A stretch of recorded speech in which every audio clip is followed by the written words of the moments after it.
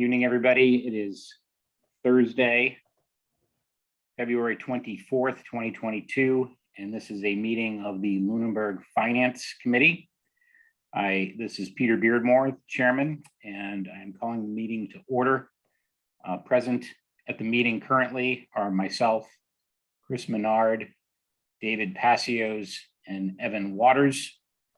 We also have present Karen Brochu, the Town Finance Director, as well as the directors of the library and the Council on Aging.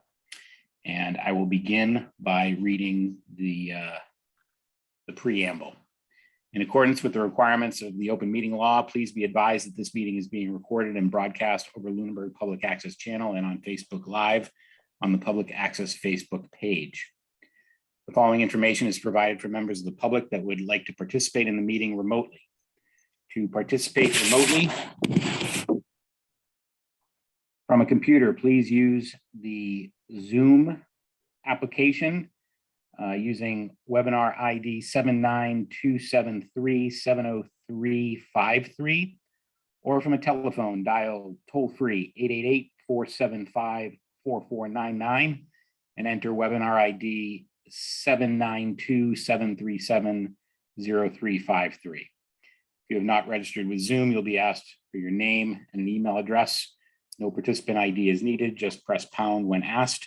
Telephone users may dial *9 to request to speak after joining the meeting. Computer and app users may use the raise hand feature to request to speak. The agenda lists all the topics which may be discussed at the meeting and are those reasonably anticipated by the chair. Votes may be taken as a result of these discussions.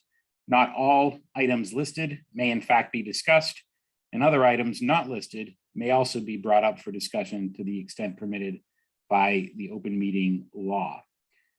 Since we are fully remote tonight, I am going to skip the Pledge of Allegiance for tonight's meeting and ask if there are any announcements.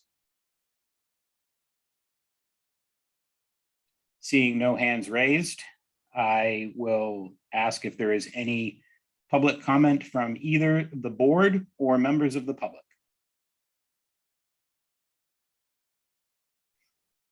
We are on a roll. Okay. You may note from the agenda that I have added a chair's report to the agenda. This is primarily procedural.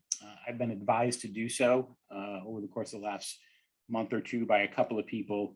From time to time, I may report activities as chairperson that do not fall into a specific category, nor will I have time necessarily to add that to the agenda. So this will be a pro forma item on the agenda for the remainder of my chairmanship. However, that being said, I have nothing specific to report for the chair's report tonight. So with that, I would invite Karen Brochu, the Town Finance Director, for the Town Manager and Finance Director report, if there is one. Karen, you're on mute. I don't have anything for you this evening. Okay, we're on a roll. Okay, good. I would also add for the record, Tom Baelish has just joined the meeting as well. Karen, I'm assuming then that you probably don't have any comment on town meeting warrant items either? I do not. Okay, fair enough. All right, well, let's get right into the budget presentations. Let me also note, so as all the members of the committee are aware, we put out a communication several months ago requesting that department heads give us at least 48 hours with materials for presentations. That has already gone a little bit awry. My email box got filled up this week and I was unable to receive the presentation from Muir. So I asked when he joined in today that he forward that presentation to all of the members of the board tonight. So it should be in your email, but I apologize, it was not received in advance. That is the fault of myself and the email gods of Lunenburg. So let's get right into it. Peter, Sue? there's a lot of people's email boxes that have become full. I don't know if that's something we can get up to our IT folks to just automatically increase email allocations.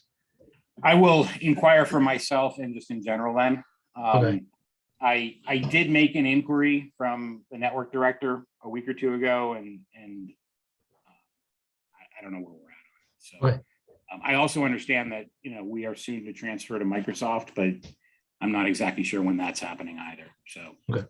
I will follow up and hopefully have something more coherent to report next week. Yeah, Peter, that seems to happen this time of year. My account did the same thing last week. Okay. I guess I'm in good company. Fair enough. All right. So let's get into the budget presentations. Mrs. Doherty. Hello, everybody. Mine should be fairly simple tonight. So do you want me to make you co-host so you can share? I don't have anything to share. Okay. We do have the sheets that you shared a couple of days or last week. Right. So that's why I'm just making it simple here. Okay. So I sent out my budget increase request to you all, and what it is basically is an increase in the Council on Aging budget of $11,344.01. The increase is stemming from number one, office supplies. For as long as I've worked for the Council on Aging, our office supply line has been $600. That's kind of hard to buy office supplies nowadays for, and I've been here for 25 years. So I've asked for an increase of $2,000 to make that line $2,600. The other thing that we're doing is, all during COVID, we've learned to do things different ways. We found out different things, what people want, what people need. What we are going to do is we've started offering meals cooked at the senior center and not delivered from the nutrition site, Mock Nutrition in Fitchburg. Currently we're doing 3 meals a week prepared at the senior center.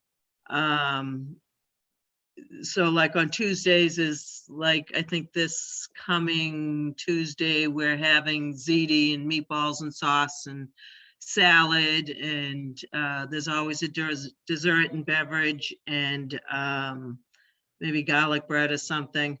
And then on Wednesday mornings, we're doing a breakfast brunch with fresh fruit, yogurt, oatmeal, muffins, and we have some hot cooked items also. And on Thursdays, we're doing a quick lunch, and that's soup and sandwich because we have bingo coming in right afterwards, and we need to get them out and get them in quick for the bingo. So what we're doing is we currently have a meal site manager, and to be fair, that meal site manager position has been there for many, many years.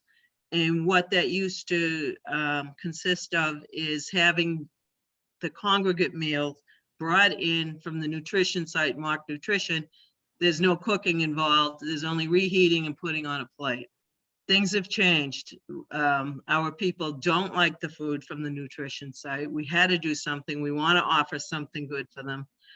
The meal site manager, the current meal site manager, was not hired for that. She was hired just to put out the Meals on Wheels and to warm up the food and put it on a plate. She has no problem with getting a new meal site manager in there, and she will become the assistant meal site manager. So hence what we need to do, and we went to the personnel board who approved the meal site manager grade change, so we can attract somebody with the skills of being able to plan a menu, do the shopping, work within a budget, and basically have experience in like restaurant. I'm not looking for a nutritionist per se. but somebody who can do that job, even if they've worked in the school cafeterias. So what we're doing with that is, with that grade step change, grade 6, step 1, $17.09 per hour, it would be a $1,358.76 increase to that meal site manager line. And like I said, the current meal site manager will become the assistant meal site manager, which the Personnel Committee also approved the creation of that position, and nothing will change with her. She'll still be at the grade 3, step 6, which will be $15.20 per hour. And what I'm going to do with that position, because that's all municipal funded right now, is split that and split it right down the middle and pay for the assistant meal site manager out of formula grant funds, half of that salary, and the other half will come out of municipal. And the meal site manager will be completely municipal. So that is the $11,344.01 that I am looking for in an increase in our budget. Town manager has also approved that, but I also want to throw out some numbers before there's questions. I have the FY21 statistics that we gather, and which was sent to Executive Office of Elder Affairs. In FY21, we served 461 people. Because of COVID, of course, those numbers had significantly dropped. Already this year, as of today, and if FY22, that 461 is 404. So we're going to surpass that with the people coming back into the senior center. Oh, I'm sorry, that's the service statistics I'm on. I should have said event statistics, but this was service statistics. And that includes case management, client finding, support services. All this includes, I mean, if I put every single thing down on this page would be full twice with what we do under each one of those categories. Outreach goes out and helps these people under support services.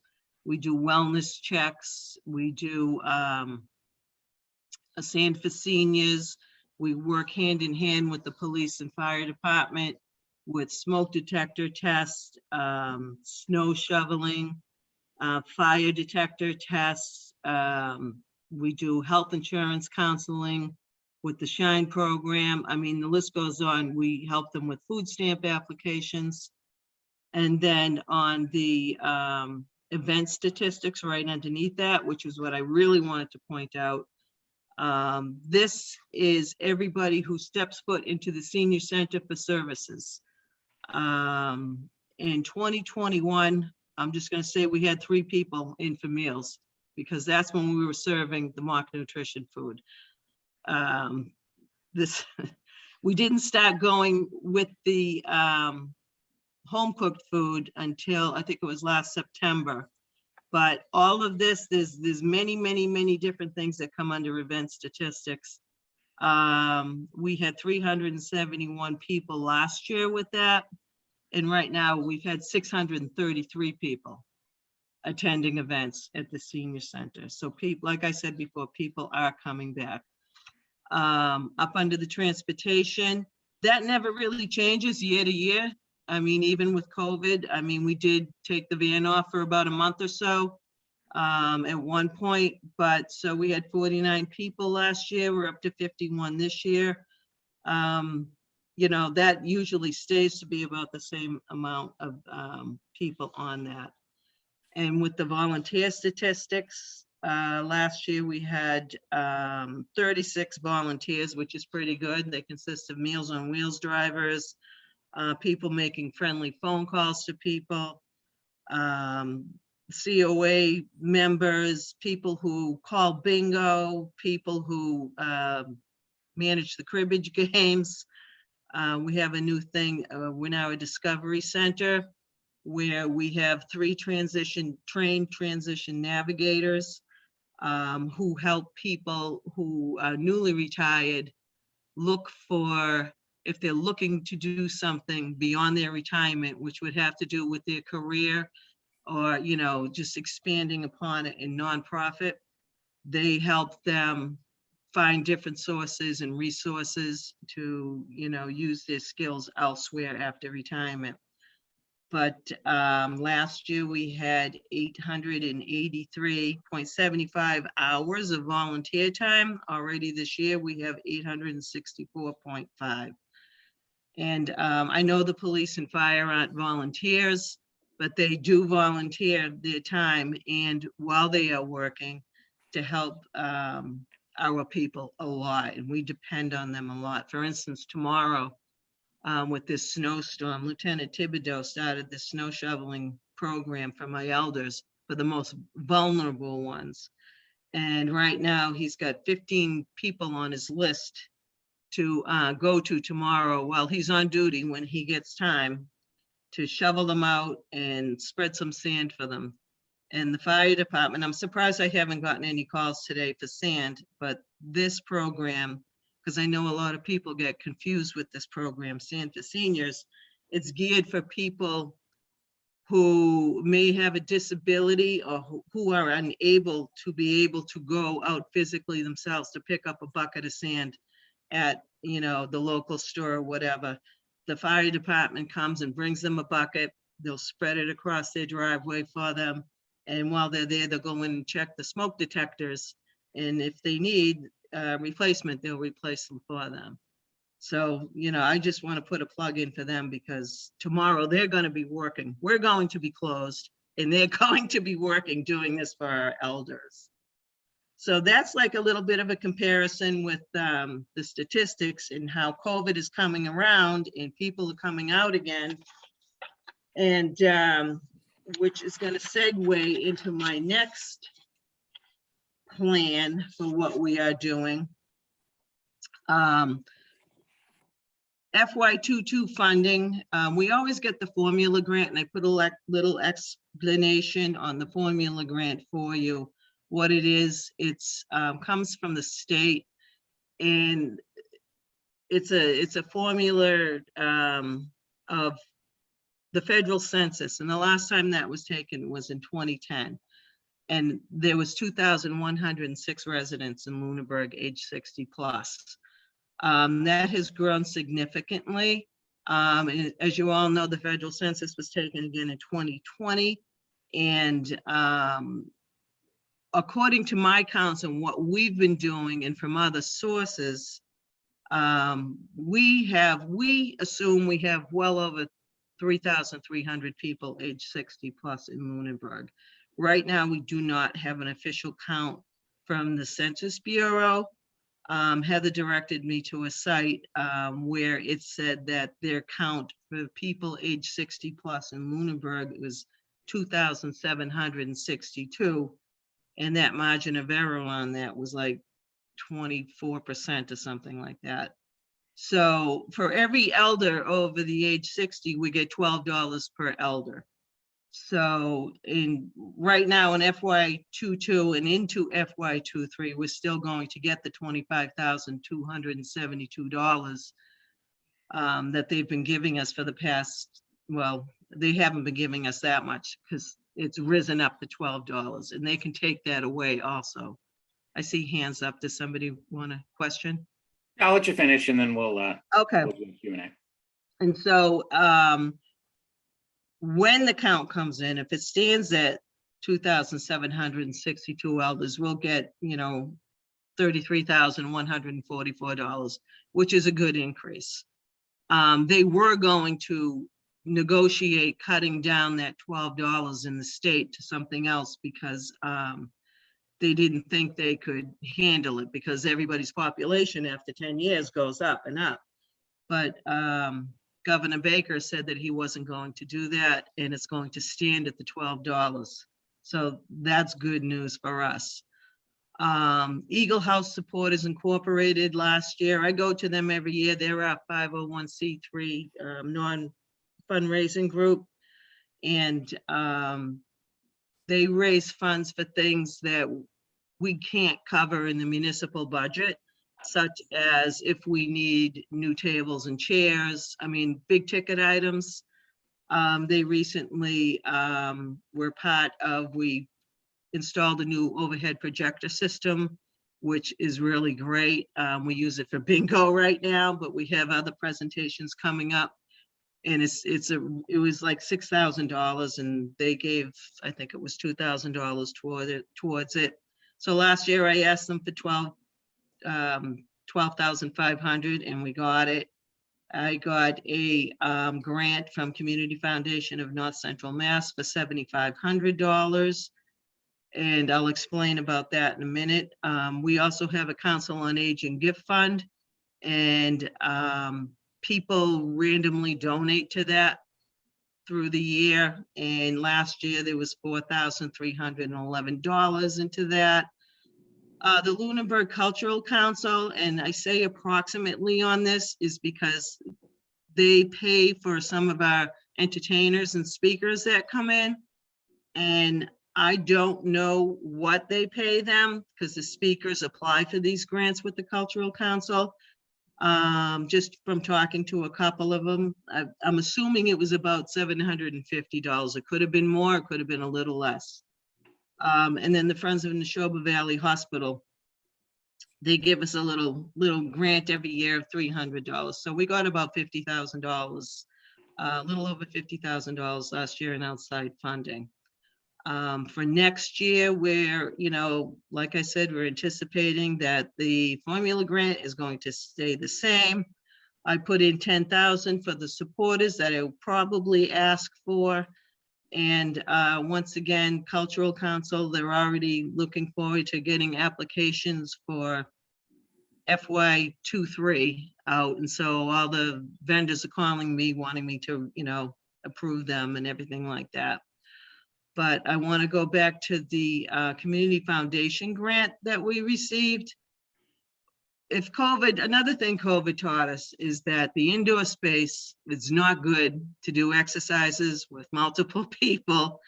In New England, you can only be outside certain times of the year. We have a rough recreation area out back, which when they put that addition on in 1998, there was a giant septic tank back there. Probably 2 or 3 years after that was installed, for whatever reason, they hooked us up to sewer. So we had a brand new septic tank, and we were also on sewer. So eventually, the Council on Aging, they were thinking of putting a parking area back there. And they had somebody come in and take out all the fill, bring it down level, so, almost level. It's not quite level. And they wanted to put a parking lot in there, but those plans fell through. So what we did was start utilizing it with, there's a bocce court back there, there's a shuffleboard court, there's 2 raised community garden beds and horseshoe pits. But it is not user friendly. If you have a walker or if you're in a wheelchair, you cannot safely maneuver back there. It's hot back there. It's not lit up at night for anybody that wanted to come up and use the bocce court. We could not do an outdoor Tai Chi class there or a Zumba class because the ground is not even. The shuffleboard court gets washed out constantly. And if you look at it, well, you won't be able to see it tomorrow. There'll be snow on it. But when the snow is gone, there's always mud on top of it. We've redone it. We've had people come in and wax it, redo it, and it's just not, it's in a bad spot. So we decided that we wanted to try and make that a spot where everybody can use it, not just us at the senior center, but we have kids in the playground come over and they sit on the picnic tables out back with their parents and stuff like that. So anybody's welcome to use it. So I got I asked for 25,000, but I got 7,500, which is par for the course. So we're using that for plans and engineering right now. And we did get a plan back from McCarthy Engineering. And it wasn't exactly what I was looking for. It was really nice, but it would be nice for my backyard because it had a waterfall, a pond, a fire pit, and a putting green. And I was like, oh, no, this is lovely, but this is not. So anyways, he's redoing the plan, and the $100,000, I've been working with the DPW director, and he requested that for capital plan. And it didn't make the list. I mean, it made the list, but not for this year, so it'll be pushed off further down. But I understand the town manager is also re-looking at the list again. So I don't think we'll fall into it again, but you know, there's always hope. And we got that $7,500 grant that's already being used right now. The Eagle House Supporters Incorporated committed an FY22 to another $5,000 towards that. I'm sure they will do that again, and I haven't got the $5,000 yet, so that's probably going to be $10,000. I'm right now in the process of applying for an AARP grant for $50,000. That's due at the end of March. And the town manager also, I requested that we be considered for ARPA funds. We were on an ARPA Zoom meeting with the people from, oh, I forget the name of the people who were doing it. But I asked if that could be included, if that was doable. And she said, absolutely, that's doable. And also I do know that the town manager put it in for an earmark request to the state legislature.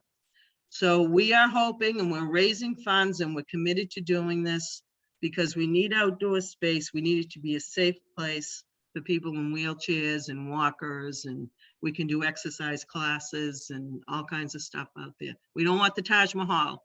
We just want it to be good. In that plan that McCarthy had, they're going to take that down 6 to 7 feet to be level with the building. The brick walkway is going to have to go around the building. It's going to have to be all concrete, all, you know, the correct height for wheelchair and ADA accessibility and all that stuff. But that is the project that we're working on right now, and hopefully it'll get done at some time soon. I mean, you can see the picture. I know that nobody else can see it who's looking at the Zoom, but what it looks like now. I mean, it looks pretty good and it's a perfect spot, but you cannot walk on that safely. It's just not good. And now I'll take questions. Thank you very much. You're welcome. Mr. Waters. Just a quick question on your statistics sheet. Just could you clarify what the duplicated, I understand the unduplicated is current or was last year, FY21. What's the duplicate category? Unduplicated is the number of people, the exact number of people who came in. So let's say, okay, we had 47 people came in for cultural events 65 times in the duplicated. Unduplicated is 47, duplicated is 65. Fitness and exercise, we had 32 of the same people, right? And they came in 277 times for different programs. That's what that means. Okay, so it's total number of people through the door and then total Right. number of individual people, regardless of how many times they showed up.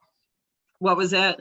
And then the unduplicated is total number of people that showed up regardless of how many times they came. Exactly, because they can come up multiple times during the week for different events too, the same people. Got it. Thank you very much. That was it. You're welcome. Mr. Passios. You're muted. Unmute. Yep, there we go. Sorry about that. There was some background noise here. I forgot. Anyway, Sue, thank you for a great report as always. Everybody talks very highly of all of the operations at the senior center, and I've had occasion, as you know, to work with the Shine coordinator a couple of times this year, and that's been a great experience. Just a quick question on the meals program. And this will be an assumption comment, and correct me if I'm wrong, but I'm assuming that the dollars that were used to purchase or pay for the meals that were prepared offsite are just shifted to the cost for the food and materials to prepare them on site. Is that pretty much how that's covered cost wise? Right, what we were doing is, in FY21, when we were doing the grab and go lunches, the town manager had just given us a $5,000 program line, which we had no programs. So we had to think of something. So we were doing the grab and go things where we did lunches and coffee and donut grab and go, and like Friday fun grab and goes. And she said we could use that money. So they were getting everything for free food, free, you know, all the grab and goes were free, and anything we did was free. There was other outside donations that came in, like gift cards to Hannaford, so we could purchase the food that we made, you know, the sandwiches and things like that, and the breakfast materials and stuff. So what we did when we started serving the meals, again, when we were back inside and we knew we were heading in the right direction again, Mock Nutrition always did a $3 suggested donation per meal. Now, we can't survive on a donation, so we charged $3 per meal. They paid for that. It didn't come close to covering the costs of what the meals cost, but we still have program money that we can use to offset that cost. Now, we knew that wasn't sustainable, and it's never going to be sustainable like that, but we didn't want to give people sticker shock coming back after COVID. We wanted to keep it level. So we eased them into, and the other councils on aging that have meal sites have been doing the same thing, is to make it sustainable. What everybody is charging is $5 for the lunches. I mean, you can't go to McDonald's and get a $5 lunch, and they're getting a home cooked meal. So what that does, we're still not coming quite up to what the level is of, you know, we're not breaking even. This week, I think we made a $16 over because we had more people in for lunch today that put us over that mark, and that's unusual. We're usually $10 under.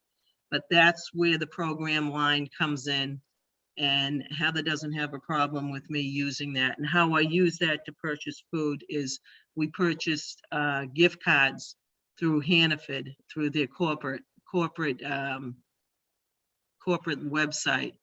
And the meal site manager goes there and picks up the food. And what we do is we try and keep it inexpensive, because all we're trying to do is give them a good meal and someplace to go. Yep. So that's how we're doing that. Great. Thank you for the answer. Makes total sense. Mr. Menard. Yeah, so I understand, you know, municipal government doesn't have to comply with minimum wage, so I'll state that going in, but a $15.28 and a $17.09 for a manager and an assistant manager position. Two questions. A, do we think we'll be competitive where minimum wage actually will be $15 during this fiscal year? And then B, I know we have part-time jobs, but most managers don't work, you know, 19.5 hours. Are we really having a manager that's putting in more than that, but only getting kind of paid to 19.5, thus they're kind of even below minimum wage, which again, I understand is not a, you know, it doesn't apply to municipal, although it probably should, so. Right, fair question. And what we did was we queried all of the other councils on aging in the area and that have a meal site. And this is what they are getting, and most municipalities operate in the same way with the pay scales. When we went to the personnel board, And what the HR director and myself came up with was not the $17 and the $17.09 per hour. It was below that to keep it. They have to find a place for that to fall in the SAP plan, and where that would fall and be fair to the others who actually have a more significant job and are not making much more than that, So it was actually the Personnel Committee who suggested to bump up to the grade 6, step 1.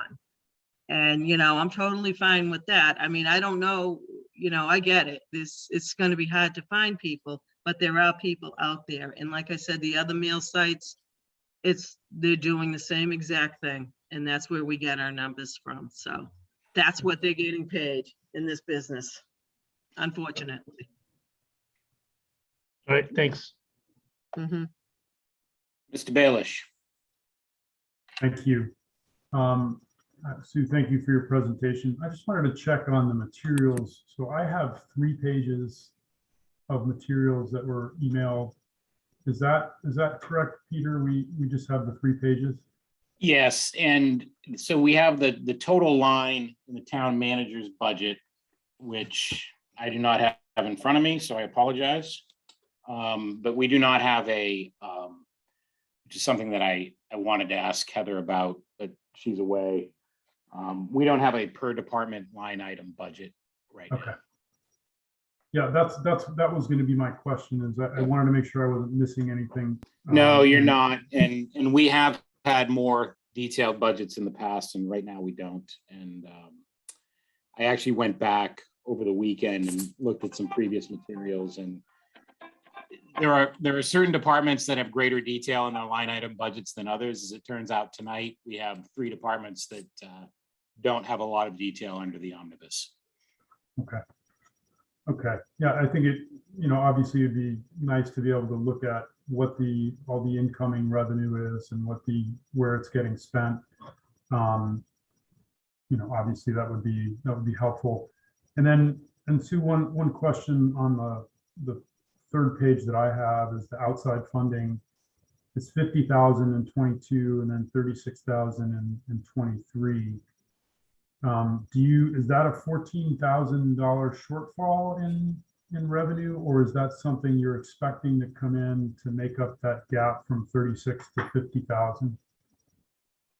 That's in the anticipated outside funding. Yes. I absolutely expect the 25,000. Eagle House supporters, they don't meet until September. So I put in a ballpark $10,000 that I will be asking for. That could change. It's probably going to go up. And the Cultural Council, when they do their grants, I don't know who's going to apply. I don't know what they get because the individual artist and presenter presents their own. I'm not privy to what they get, but I'm assuming about $750.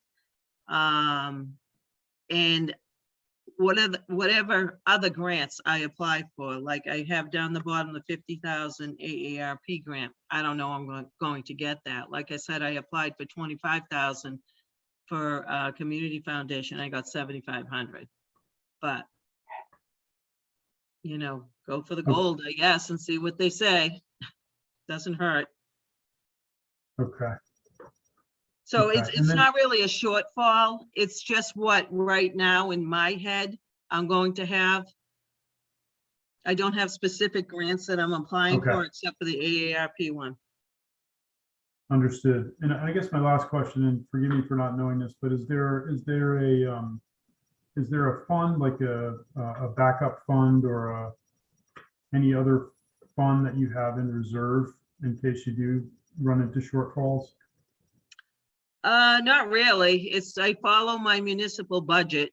I think Karen can attest for that I follow it pretty good. Shortfalls, at the beginning of the year, at the beginning of the fiscal year, I have everything mapped out on what's going into what account. And if there is a shortfall in an account, if something does happen, I just go to the accountant and say, I need to transfer. I look at all my funds and say, I need to transfer this amount into this to cover this. So that's Okay. how we work. When the budget's gone, the budget's gone. Okay, got it. Understood. All right, thank you. Yep, you're welcome. Mr. Simeoni. Hi, just a follow-up to what Chris was asking regarding the wages for the meal site manager. The 19.5 hours, because you said the meal site manager was also going to do the shopping. So is that just on site? Does that include their time to do shopping? That's during their hours. That's during their hours at work. When the meals, this is how they do it now, so you can kind of see their day. On a Monday, the current meal site manager works 4.5 hours. We don't serve meals that day. So she comes in, and we also have meal site assistants who are paid, and they organize the Meals on Wheels. They get them out with the volunteers. And then she has a pretty good gap of time. Either she's going through the kitchen supplies and cleaning out the cabinets. And Monday, we have settled on her day to go out to get the supplies for the week. So that's how that goes. And the other days are 5-hour days because it's a non-benefit position. Yeah. So the other day she'll come in a little bit later and stay, like the days we serve meals, till 1:30 so that they can get the kitchen cleaned up, and we have other activities going on, and you know, all that stuff needs to be done. And she does not work on Fridays. Great. And the only other question I had, is the kitchen all up to date now? I know No. a while ago you were looking for stove and some other things. No, the stove is fine. The Green Communities Task Force got us a new sanitizer / dishwasher.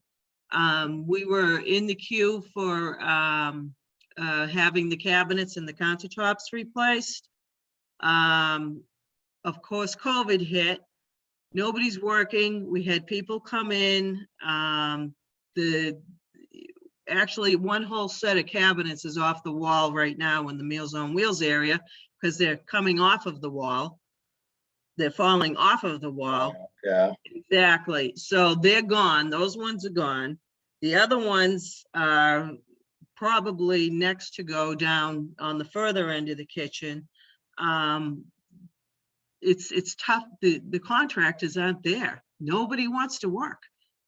I mean, you know, and plus you have to follow the, you know, the municipal way and get the three bids, and it has to come in at certain amounts, and people don't want to do that. And so we're trying. This has been ongoing ever since it was approved for capital plan, and it's not completed. But it's not on the capital plan though, is it? No, it was approved a couple of years ago. We have encumbered funds from Right, FY21, I believe. right. Is that like an under $20,000 project now? They're Well- right in the ballpark.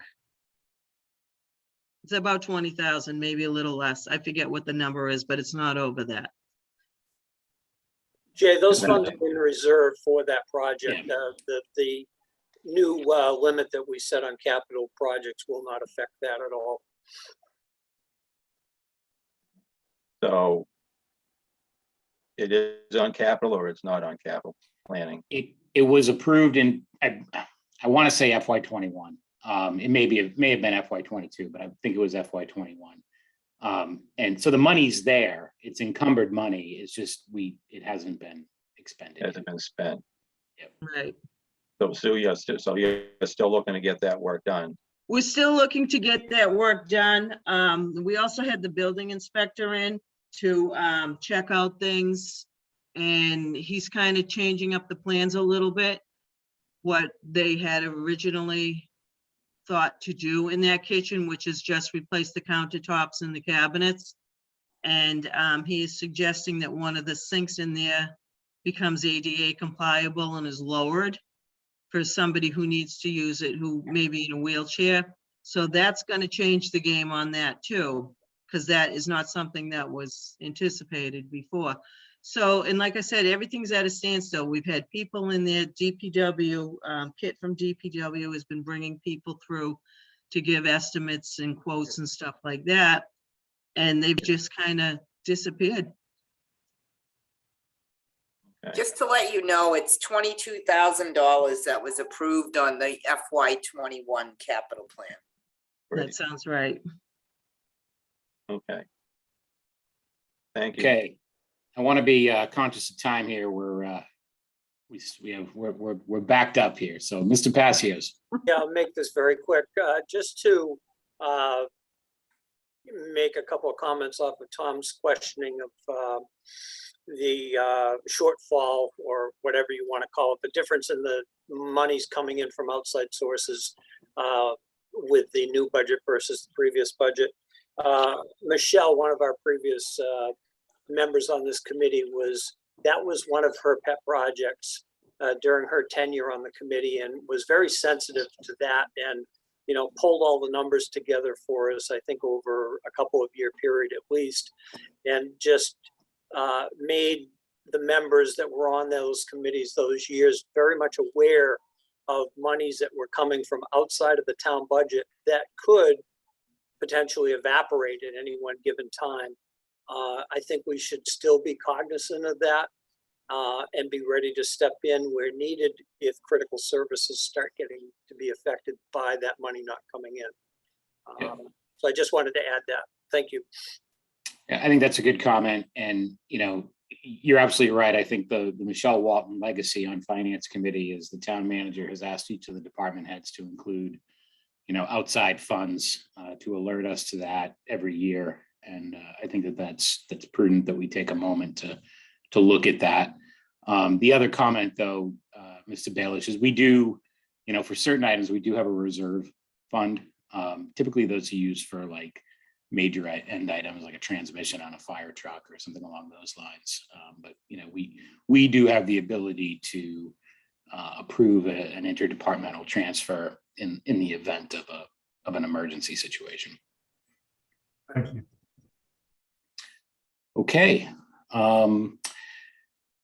I just have one question, Sue, and you may have said this and it just wasn't clear to me. I understand that the general role of the meal site manager, and I'm glad that we're doing things the way we are. What is the role of the assistant meal site manager? Is that more or less just to help doing what the meal site manager is doing, or is there a separation of duties and scope there? Julie and I, the HR director and I, worked on new job descriptions, and what we did was once again query the other towns and see what they were doing and what their responsibilities were, and basically it's scaled down. She would be more in charge of, she'll be spending her time mostly on Meals on Wheels and making sure that gets taken care of, because that's what she knows best. The meal site manager will be doing something totally different, where as right now, I am the person who's making up the menus. I am the person who is cooking the food and doing that budget. And as good as my food is, it's not my job. And the meal site manager will be doing that. And I would like to, I'd like to have her find outside vendors. For instance, I was on a Zoom meeting with Mass Councils on Aging about meal sites, and some places they partner up with the schools in order supplies through them, bulk supplies like, frozen chicken or hamburger and things like that. We're not that big yet. We don't have that big of a clientele yet for that, but look at other funding sources besides going to Hannaford and paying premium prices, because we don't get a deal there. So. Okay, well, thank you very much. Over the course of the last year, I've spent, as I've said publicly, probably more hours than I care to admit on the phone with Mr. Jeffries over a variety of issues. And I think every single time I've spoken to him, he's made the point that, the COA is funded at, far less than 0.5% of the total town budget. And I always respond that yes, it is an underfunded function of the town, especially considering the growing elderly population that we have in Lunenburg. You do have an extraordinary support system around you, though, I would add, as you've mentioned, with police and fire and other functions in town.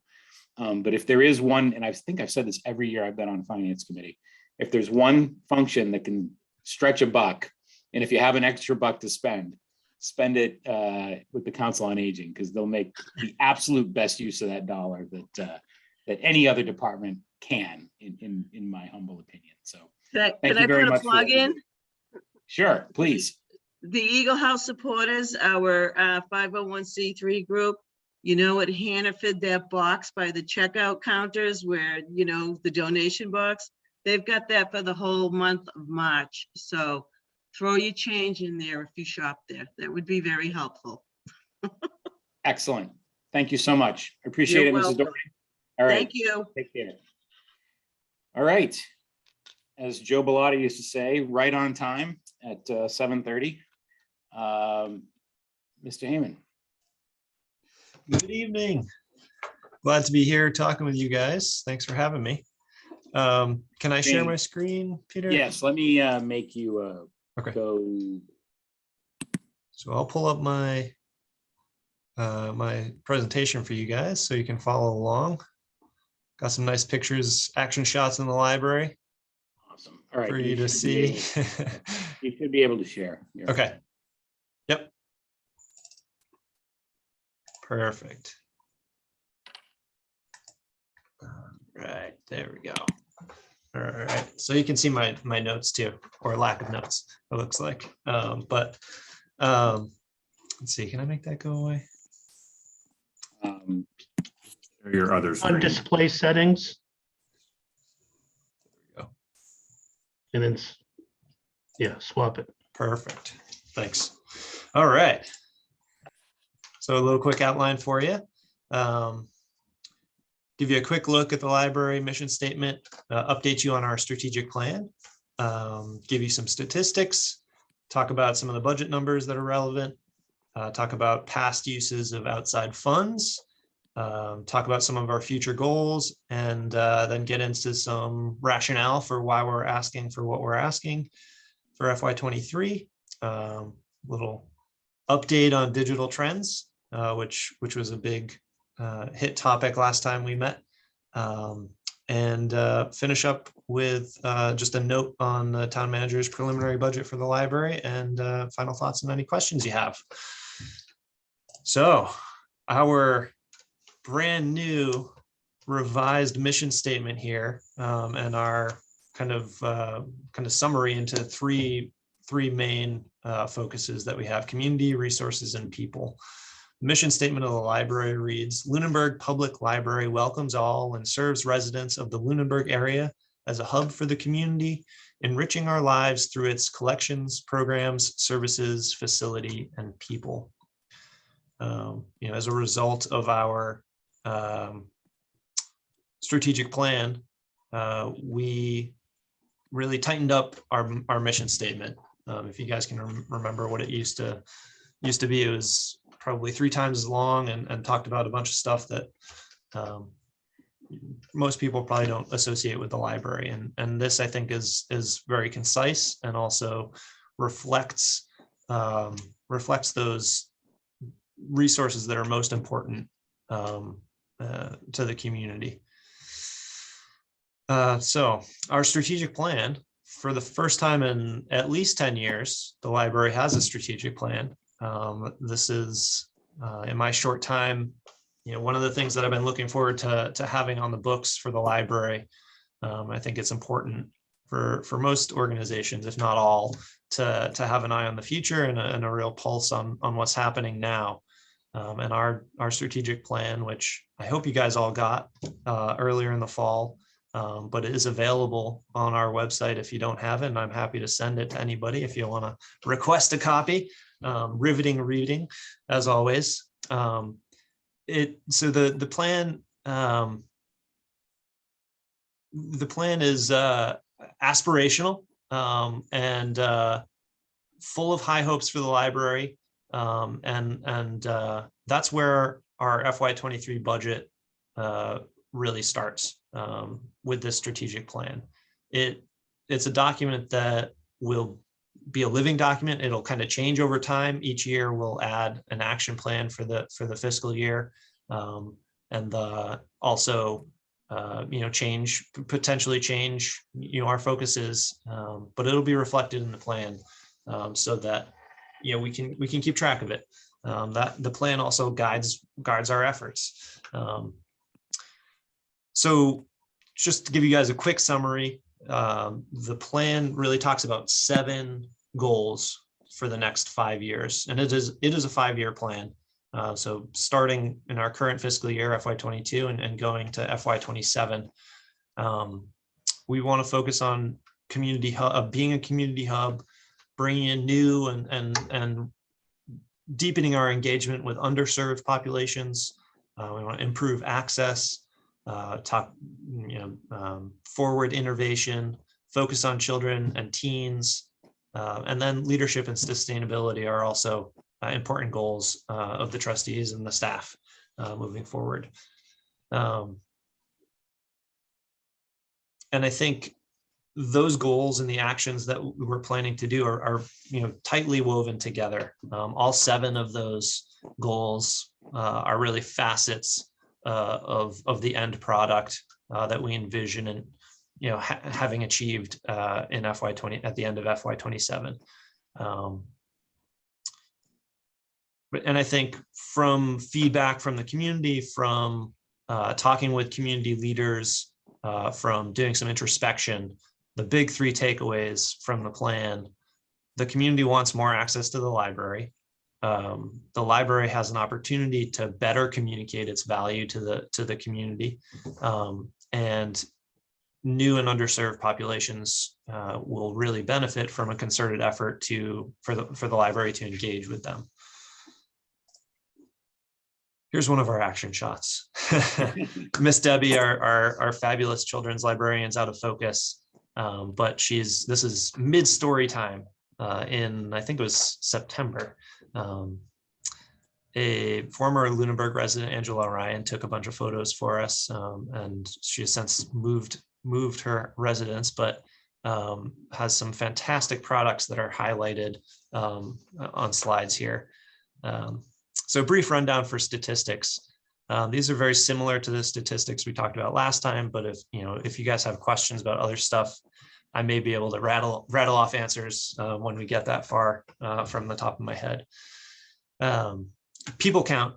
We've got a counter on the front door that counts visitors. And I tried to give you the long view on this stat, because with the pandemic, weeks of being closed, and then months, years really of being interrupted and limited. So going back all the way to FY19 was kind of our last full year. We had about 65,000 visitors. FY20 was about 3/4 of a year, and then the pandemic hit. So the number is about 75% of that FY19 total. FY21 was very much disrupted, all the way down to 15,000 visitors. And so far this year, we are on track to get closer to where we were before the pandemic. Numbers of programs is down too. It's about 1/4 of what pre-pandemic we were doing. So the numbers include virtual programs and in-person programs. We've over the course of the last 2 years, we've tried a number of things, and really kind of honed in on what is working and left what hasn't been working behind. But currently we're doing both virtual and in-person programs. This afternoon was a huge afternoon with some family craft labs. What do they call it? They were making these little yarn creatures out of yarn. I think they call them love bugs. So it looked a lot like Minions, but I don't know how many dozens of people were in this afternoon. So it was great to see that. Lots of happy kids leaving with a neat little character going home with them. So anyways, more than 100 programs this year, or in FY21, sorry, and more than 1,600 attendees at those programs. So those, compared to pre-pandemic are not super impressive numbers, but considering how disrupted things were, that's a lot of people coming to engage with programs, particularly when you're thinking of how overwhelmed we've been with Zoom meetings. That people were still coming to library programs that were on Zoom is a remarkable thing, I think. So one of the big metrics for a library, obviously, books and physical materials that circulate through over our front desk. Going back to FY20, we had 59,264 items circulate. And so that's the year that the final quarter of the year were really wiped off the books. So that's about 3/4 of our normal physical circulation. Following year, FY21 dropped again. There was months, I think 6 to 8 months where we were just doing curbside pickups, and people were really staying home, obviously. So the circulation numbers dropped to 43,088, which, I think reflects that we all had a lot more time for reading during those months, or entertainment, or enrichment, and people came to the library. People were still coming to the library during those times. This year, we're actually on schedule to go above 70,000 physical circulations, which is really good.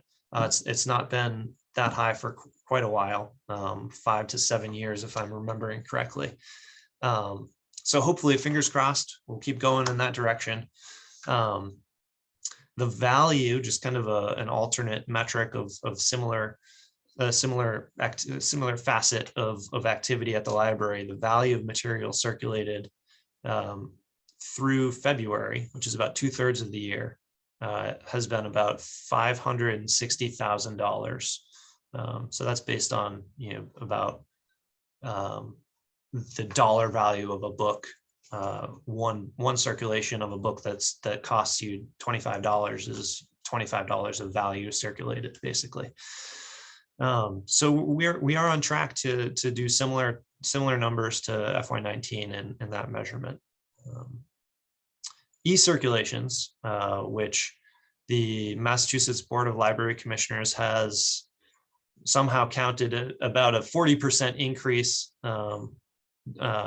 in demand for electronic materials, is really reflected in this activity. For us, it's up about 50% from 3 years ago. Last year it was 14,429. So that's ebooks and e-audiobooks.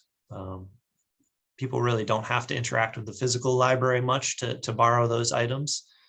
So when people were stuck at home, there was a lot of activity.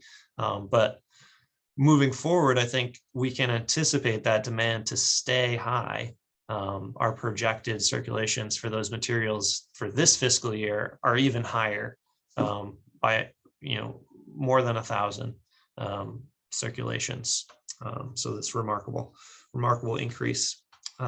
We have pushed corresponding increase in funds toward purchasing more materials to enable that higher number of circulation.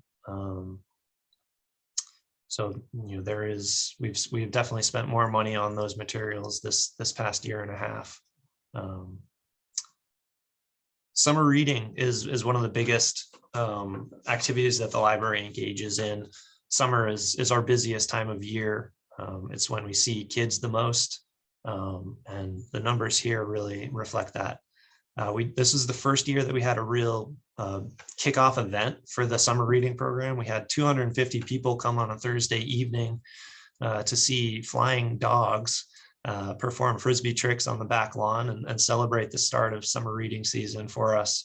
So that's a huge event, and was a real kick. For summer reading, we typically have participants register at the beginning of the year and then track their reading through the summer so that we have something we can measure. So this past summer, we had 221 children registered. They read 162,536 minutes, 35 teens, 57,325 minutes. In the first full summer reading program for adults, we had 48 adults register as well, and they read almost 100,000 minutes. So that's a lot of engagement, and we're very happy with those numbers. This includes both virtual loggers who use the platform Beanstack, which the Friends of the Library have enabled paid for and enabled us to use, and also physical loggers who log on paper and register in person. This year also marks the first year that we've been able to get an actual count of wireless sessions at the library. In the past, we've had to estimate because of the infrastructure, the hardware that we've had in place. So, this year this is FY21, the number of wireless sessions, 125,288 wireless sessions at the library. So that doesn't include the kind of the peripheral interactions with the wireless that someone driving by in a car on the main on 2A. That's not included in that number of sessions. So that's a huge number of people swinging by the library after hours, maybe hanging out on the back parking lot, teens, walking by, engaging with our Wi-Fi between school and Boys and Girls Club or wherever they're going. But it's nice to have an actual number because it's a large number. Here's some budget numbers for you. Our FY22 budget totals $439,541.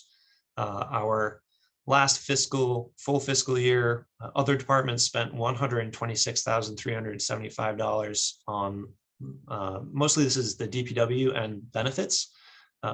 Excuse me, so building maintenance, our portion of the trash, those types of things.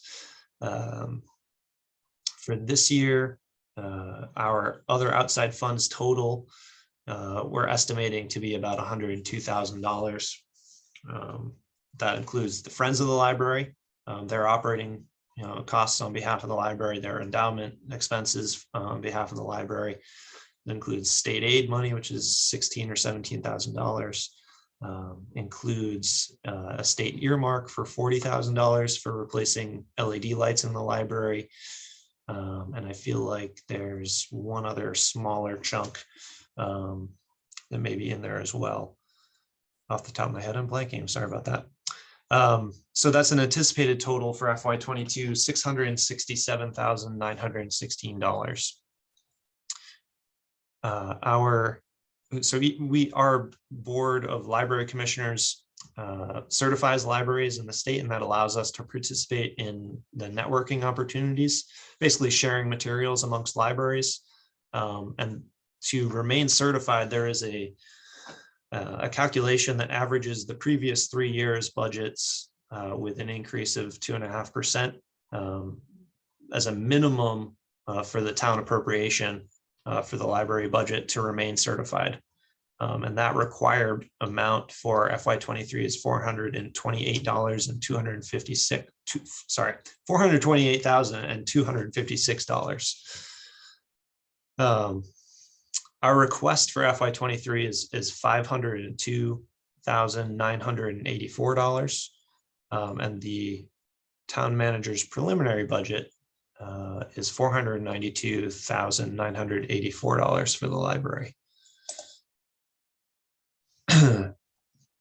So quick recap of some of the uses for our outside funds this year.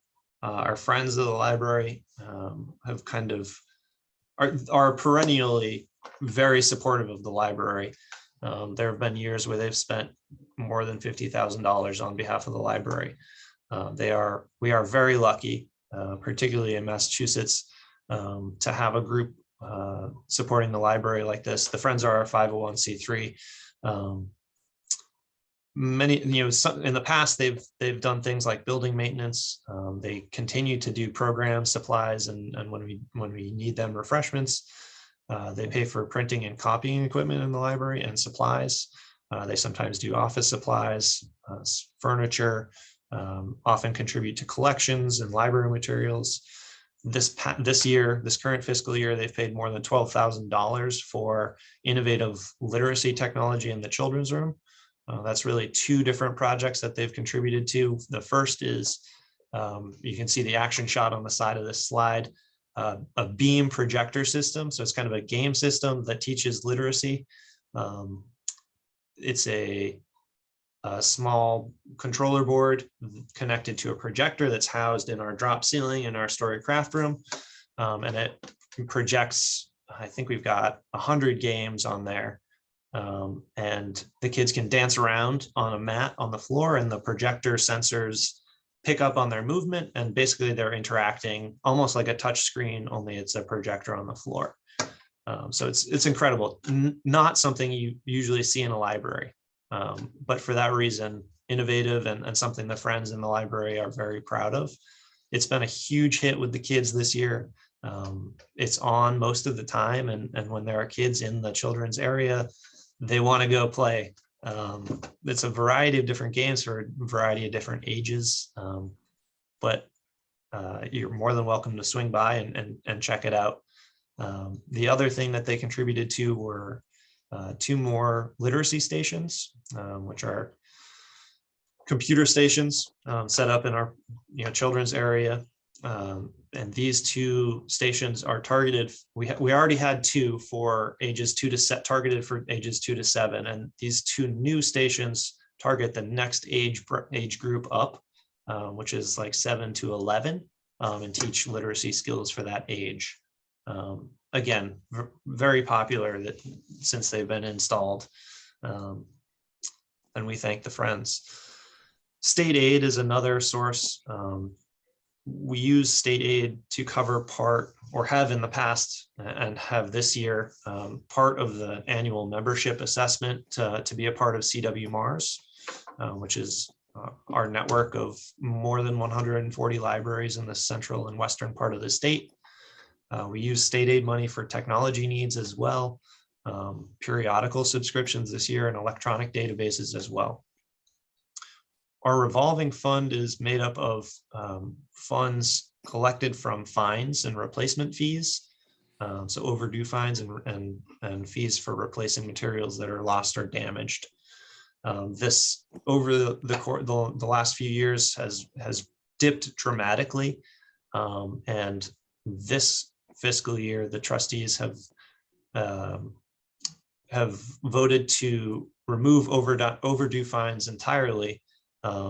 Typically they're 10 cents a day. And so, literally nickel and diming our residents, just if they're late a few days.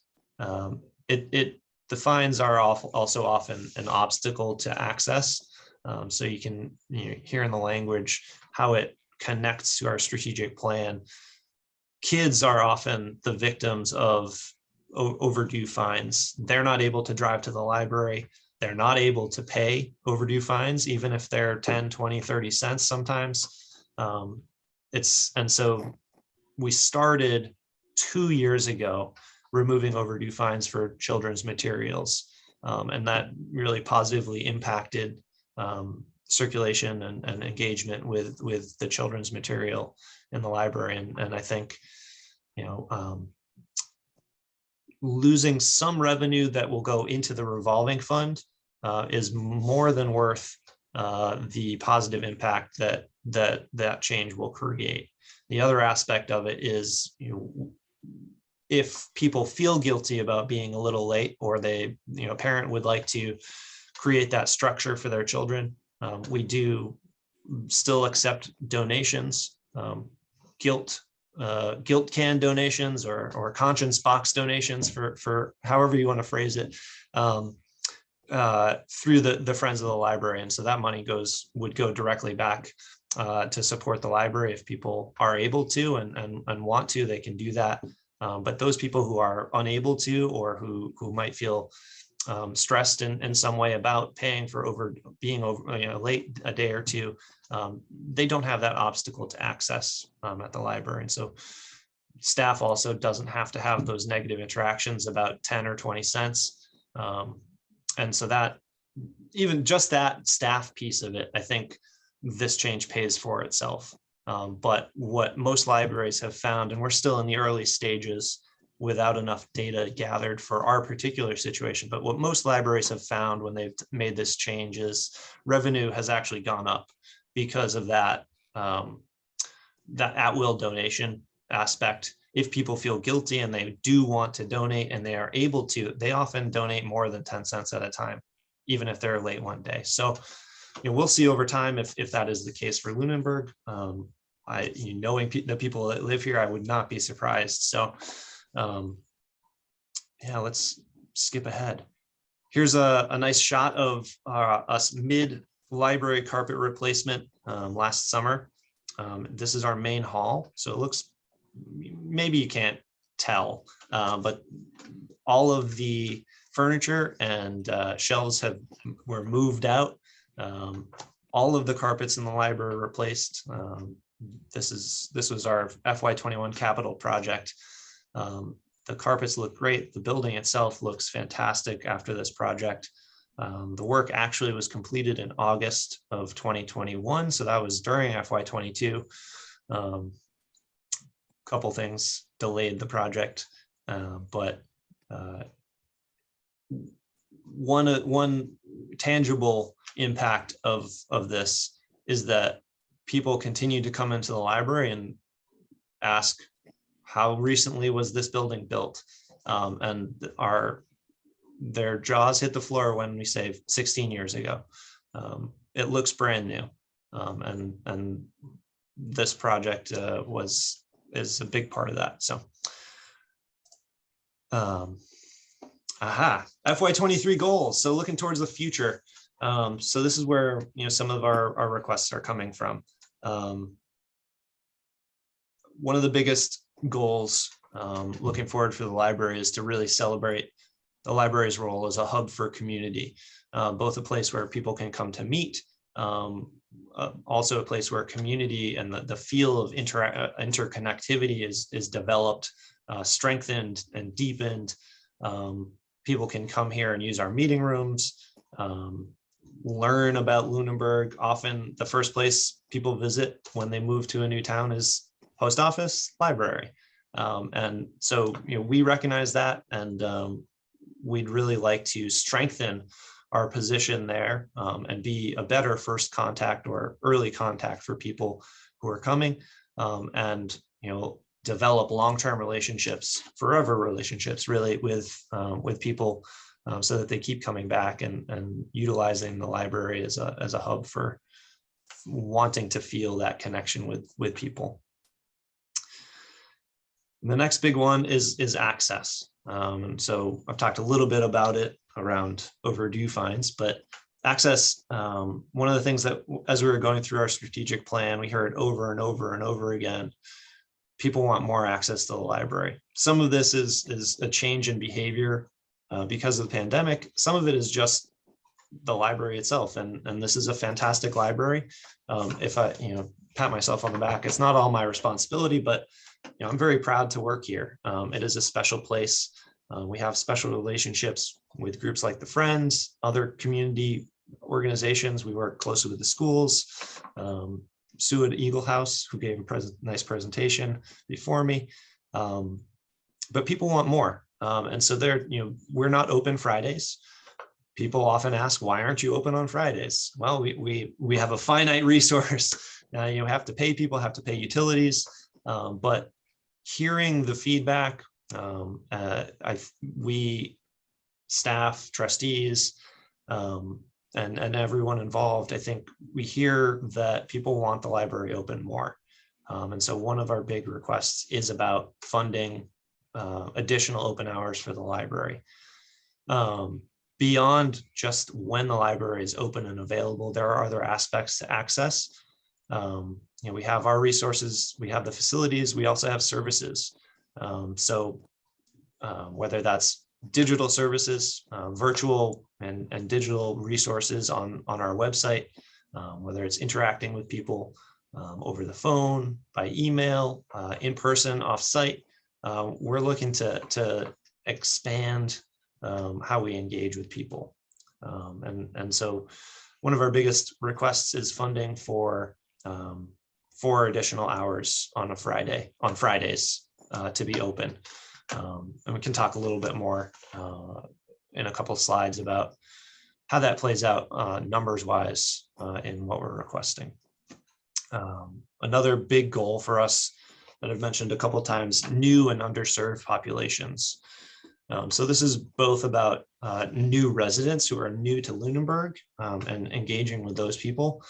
It's also about people who are here and not being served to their full extent. So a big age demographic that we engage with and interact with, but we don't see a lot at the library itself, kind of 4th to 6th graders. So the 8 to 11 range, maybe a little bit outside of that age range. Oftentimes they're very busy, but this is a good example of an underserved population. We haven't been able to do it with the pandemic, but we have a tradition of 5th grade visits through the course of the school year, where we see every 5th grader once a month and help introduce them to using the library. And so we have this connection with these kind of 5th graders and that age student, but they're underserved because we don't see them after school as much. We don't see them on weekends. We don't see them engaging with our programs. So that's an example of a place we'd like to target. Other underserved and new populations might be people who don't use the library at all. The person who might ask, why do I need a library?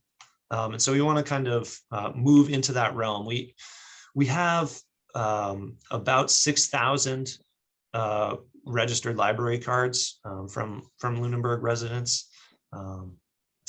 That's only less than, well, let's call it half of the town population. And certainly we don't see all of those 6,000 people regularly. So there's a lot of room for growth, even if our population wasn't, increasing.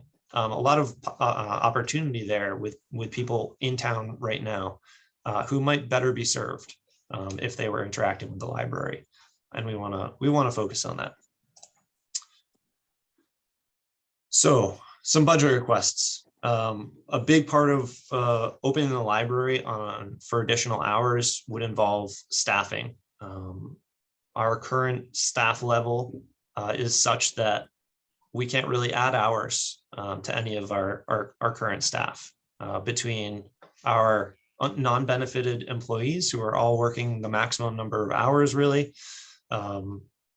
not counting our 2 high school pages who only work 8 hours. They're really maxed out because they're high school students, so they can't really work more than 8 hours. But to our full-time benefited employees who are really almost all working at the max number of hours. Our children's librarian works a number of hours that she's not compensated for, that are not officially on the books, but she's here Sundays preparing programs for the week. And so can't really ask her to work more than that. Although it would be nice to compensate her for that. That's another conversation entirely. So long story short, what we're requesting and what we've kind of formulated as a good way to approach this would be to add 2 library assistant positions, which besides the library page, that's the lowest hurdle for qualification and lowest pay correspondingly. So 2 positions at 19 hours per week, that could be funded with $30,000, $30,984 to be exact.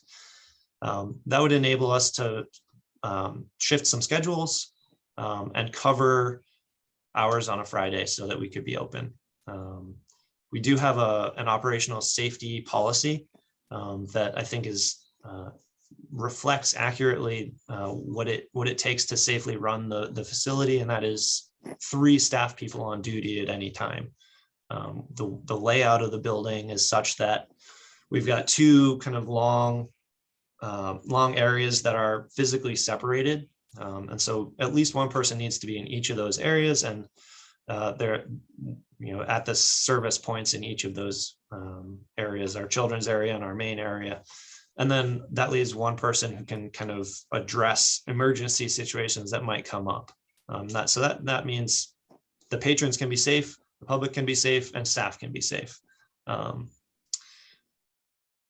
The other piece, which is not on the slide, I can't remember if I have it later or not, but utilities. And so there's a slight increase to utilities that we requested as well. Technology. Over the course of the last month, we've already talked this evening about switching over to Microsoft. There are a lot of changes with the new IT director. And I think one of the things that through my conversations with her, the library would benefit greatly from having a technology plan where we periodically replace, more periodically than we have been, our technology pieces. And so whether it's through the library budget itself with some money to purchase technology, or through the IT department, which to be accurate has spent $0 of the town's IT budget on technology for the library over the past few years for a number of reasons. That doesn't count Dan's salary. Dan is great and helps us out all the time.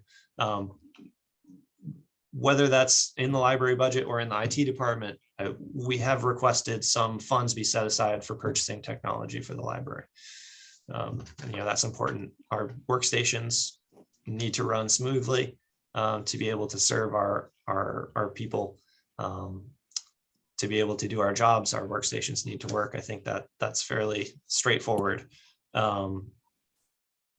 Programs and supplies are another big part of what we do at the library. Hey, Mir. Yes, yeah. Just for clarification, I know Please. that the staffing number is included in the town manager's recommendation. Is there a technology portion in that recommendation, or is that part of the delta between? I don't have clarity on that yet. Her encapsulation of, I don't have the line by line budget for the library, so I don't know if there's about $10,000 discrepancy between our requests and her preliminary budget. We requested $8,000 for technology. I would suspect that is not in the library budget, but I don't know if Karen's still here. I don't know if she can answer that. I don't know of a definite answer. I would think that technology is probably not in there. But don't take my answer as the final answer. Okay. I'm gonna go in right now and look at that line item budget and see if I can tell you that. Okay. Karen, if you could feel free to break in. Yep, definitely. Interrupt me if you will.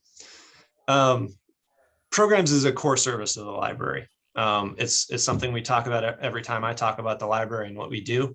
It's something people expect at the library. And starting in FY21, the town recognized that and began to support the programs at the library with a budget line for those expenses.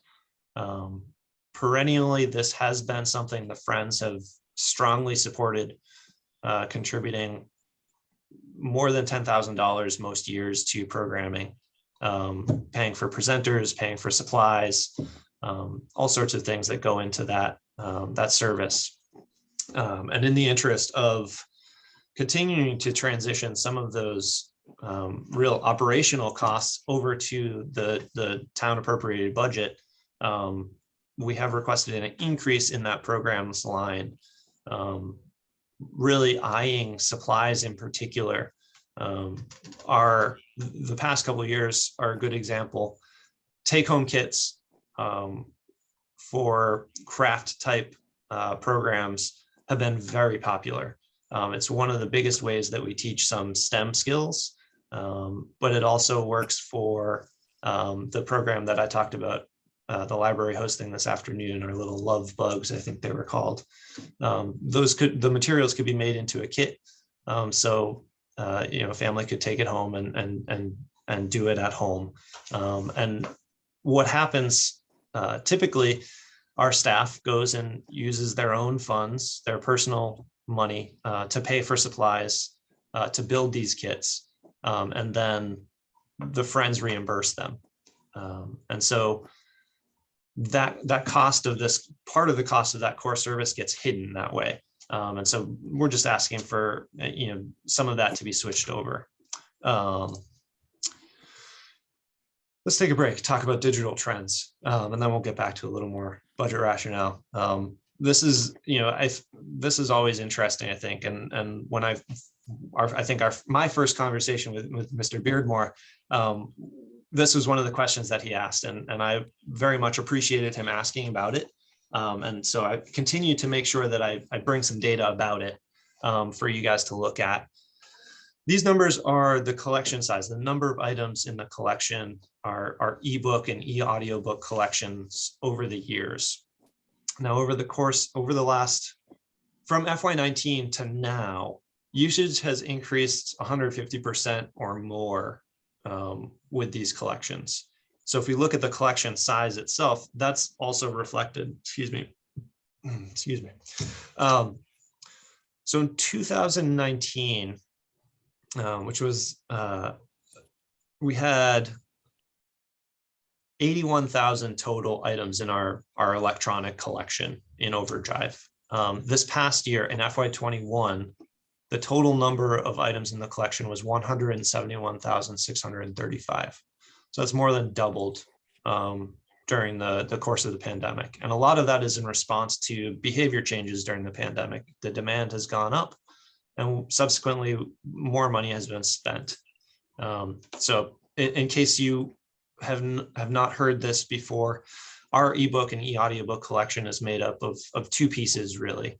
The first is paid for on our behalf by the CW Mars organization on behalf of the entire network.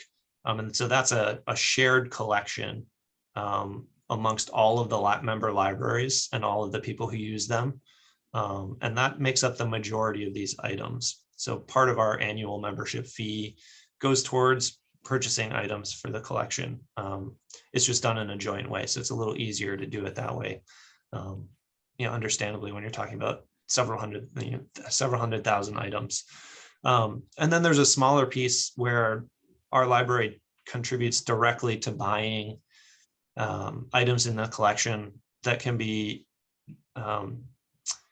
they go into the whole collection, but Lunenburg residents get a kind of like prime crack at it. So they're first on the list if they're requesting any of those items. And that's a much smaller number. And I didn't pull it out. I would guess it's less than 10,000 though. So just a tiny portion of the collection. But that still takes, we spent, I think, $10,000 or $12,000 on ebooks and e-audiobooks last year. So there's our update on digital trends. All right, so our other budget requests, there's our utilities. It is on the other slide. Obviously increasing the occupancy time of a facility is going to increase utilities cost, kind of a no-brainer. So I think it works out to about 11.4% increase in open hours if we were to add 4 hours per week. And so there's a more complicated formula that you can use than I use to come up with what a more accurate estimate of what that's going to cost. But it's going to be probably more than a 10% increase in utilities to do that. Library materials are always good to talk about when we're talking about budget requests. A secondary aspect of the Mass Board of Library Commissioners requirements for staying certified includes that we spend 16% of our total appropriated budget on library materials, basically materials for circulation. Anything that can be used for circulation or preparing materials that will be circulated would qualify for this 16% requirement. So anytime we adjust the total budget that we're requesting, there has to be a corresponding increase in the library materials that we're requesting. So costs always go up, but at its core, we need 16% to stay certified. And so that's the rationale behind the library materials line. We do, and actually it's 2 lines that really can definitely be considered as qualifying for those expenses, and that's the book service line and the library materials line. So the book service line we use to basically rent books for our circulating collection, and then library materials go into a number of things. Physical books and materials, DVDs, audiobooks. We'd pay our e-audiobooks and e-books with this money. We pay for digital databases, other digital resources. We do pay for processing supplies, so books to materials to cover books and other items. And then another big part of what we requested is our CW Mars membership. So as a result of the increase in population in Lunenburg, we've crossed the threshold to become full members of CW Mars. And the big difference there is cost. So for the first however many years we've been a member of the CW Mars network, we were what they called mini net members. And we had a discounted membership fee, which is the membership fee is a portion of the annual membership assessment. As we transition over the course of 3 years, this year will be the second year of transition to full membership. That membership fee is increasing. So FY24 should be the third and final year of that increase. The full FY23 membership assessment is $19,880, and that's what we requested. Typically, we do use state funds to cover some of that membership assessment, and certainly we could do that if necessary. But we're also looking at some technology costs, and so there's some balancing work to be done, and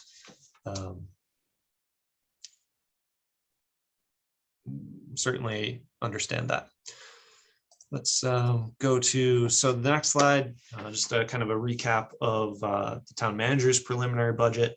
The number for the library, $492,984.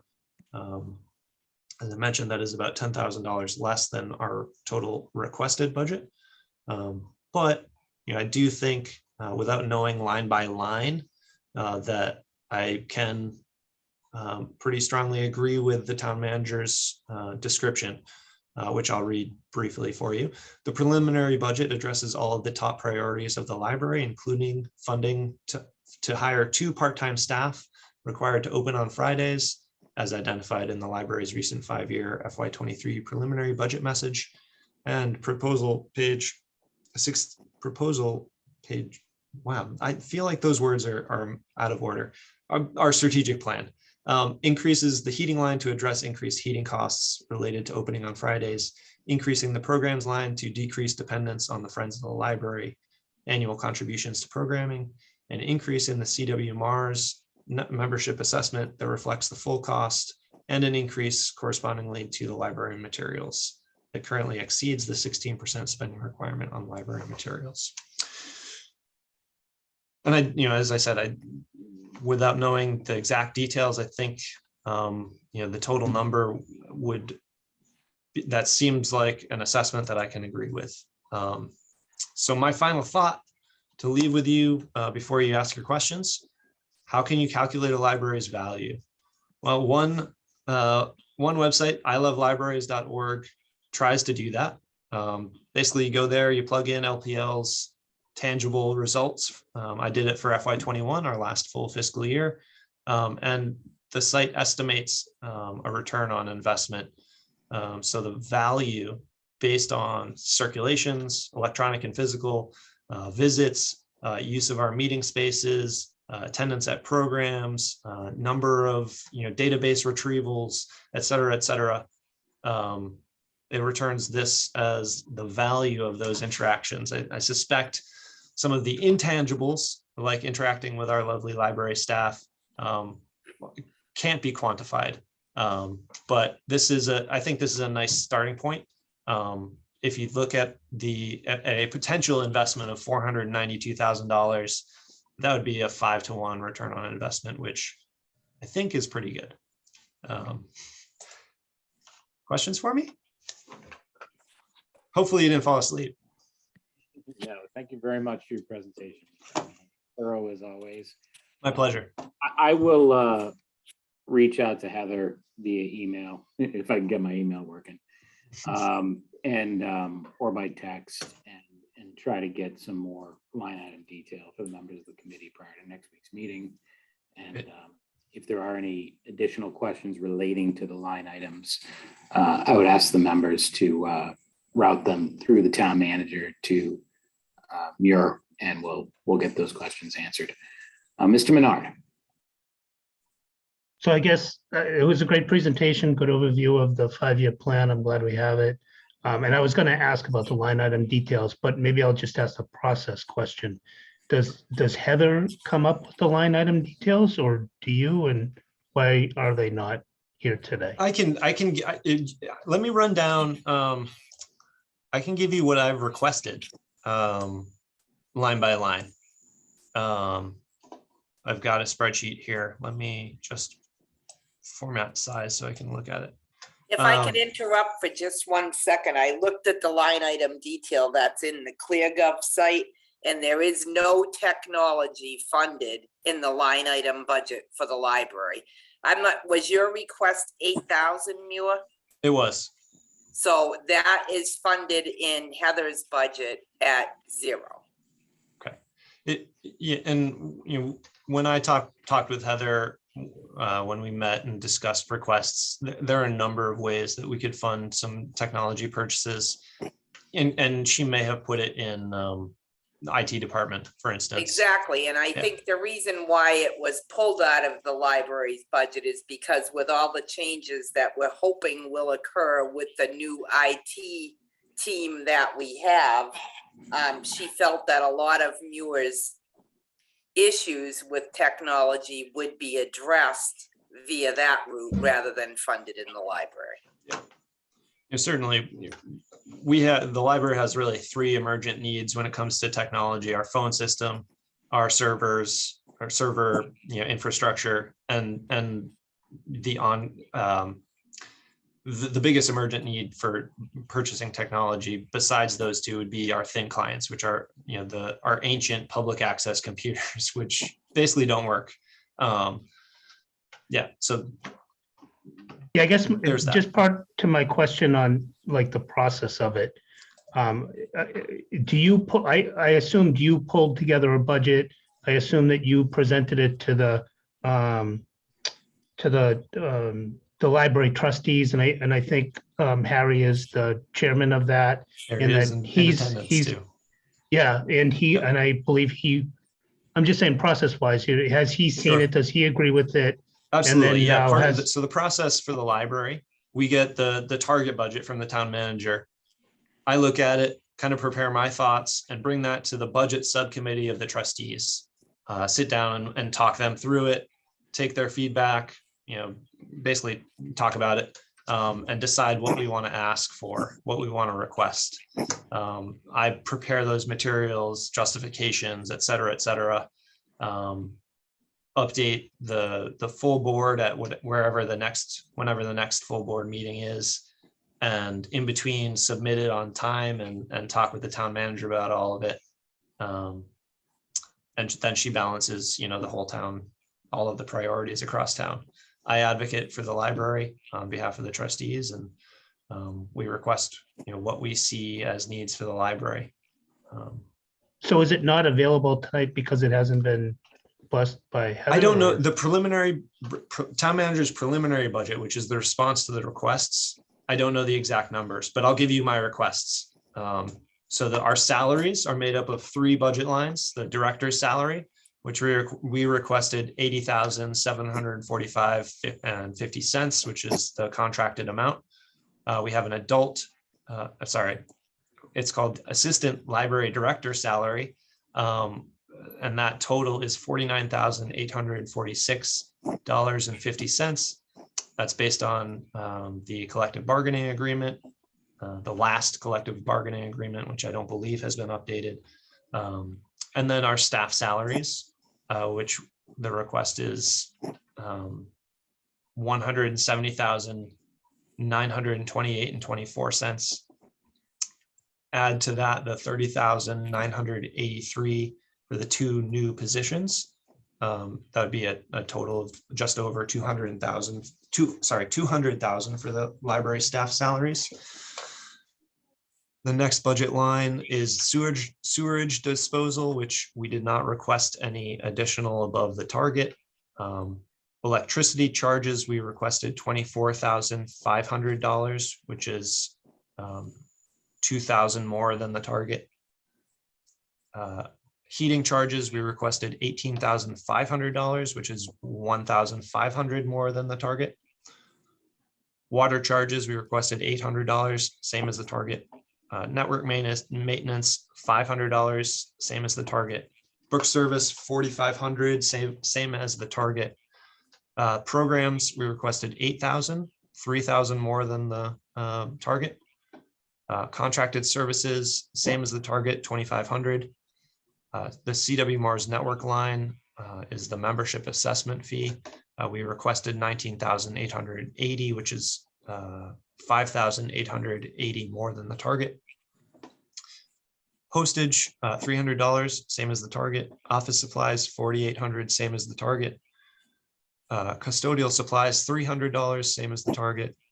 Library materials, which is, with the book service line, the 16%, we requested 76,000, which is 6,000 more than the target.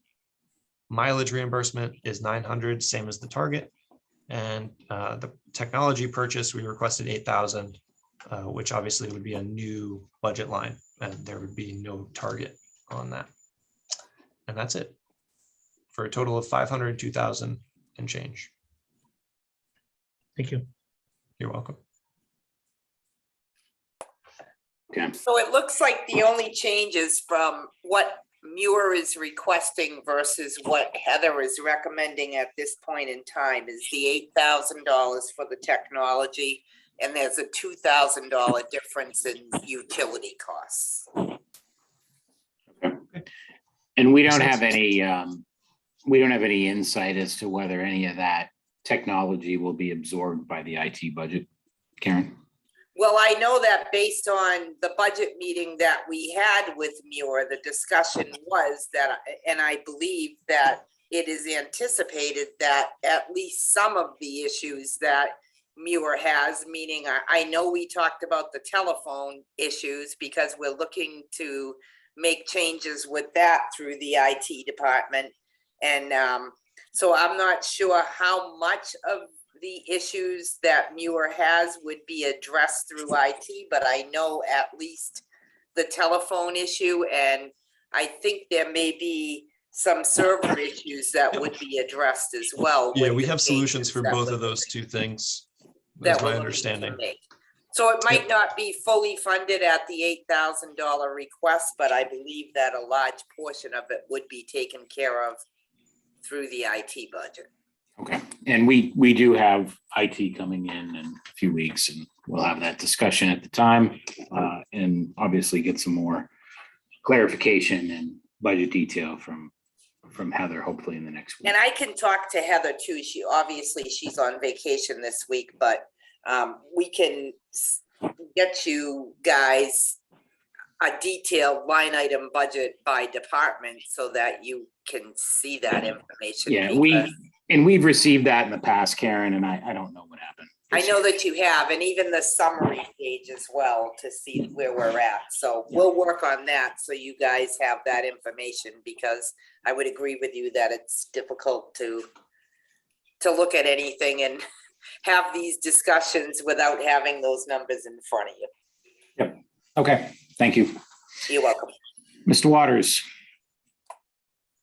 Thank you, Mayor. I just have a couple of questions to go through.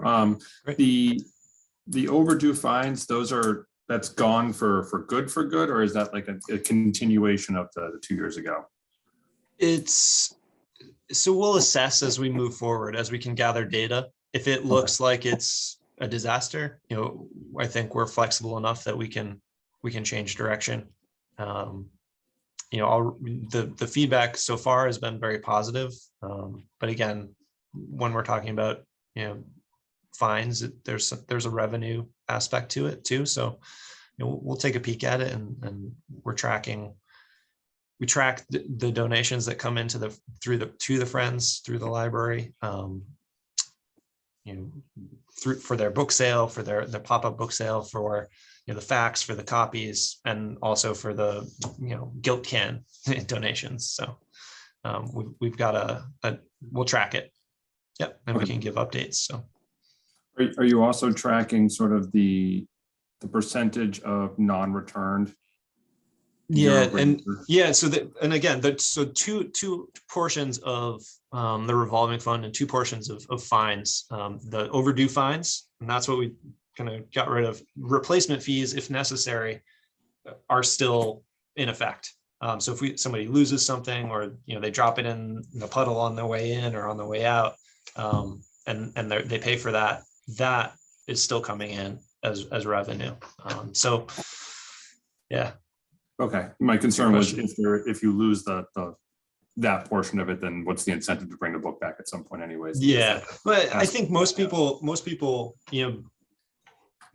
based on my interactions, it's not intentional, and removing that overdue portion of it, if they just bring the item back, that brings back a huge number of items that might not otherwise have come back over a couple dollars. Okay.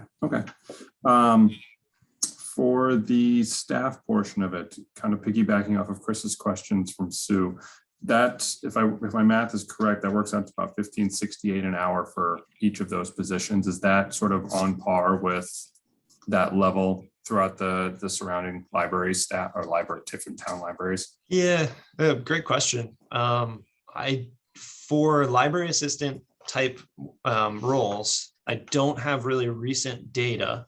I would suspect that there's a range, around us. There, different communities have different means, and so that often is reflected fairly accurately in library compensation. It is. I probably towards the lower half. It's certainly not near the top, but it's not the very bottom either. Okay. For the IT portion, is there any sort of a possibility? I kind of see, I know you have plans in place for replacement books and replacement materials and whatnot for that, but in some weird sort of roundabout comparison where the fire department is doing their replacement of their gear every few years, does it make sense to kind of put in place a 5-year revolving plan to replace X number of computers per year on a 5-year basis or something like that, so you're constantly recycling out? Absolutely. And in a way, and just get written into the budget that way, as opposed to trying to do this big dump. But that would be ideal. Yeah, absolutely. We've got just the public access side of things. We've got 23 public access computers, I think. So, $8,000 isn't going to do that whole portion. And we've got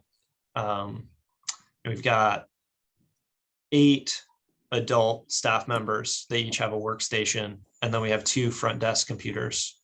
So we've got another 10 staff workstations.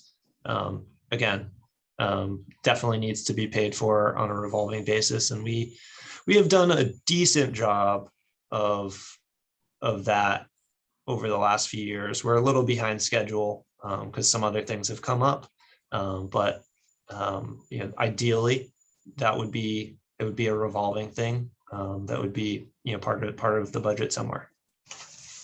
We do, and as I mentioned when I was talking about outside funding, our state aid money often does go towards some technology purchase.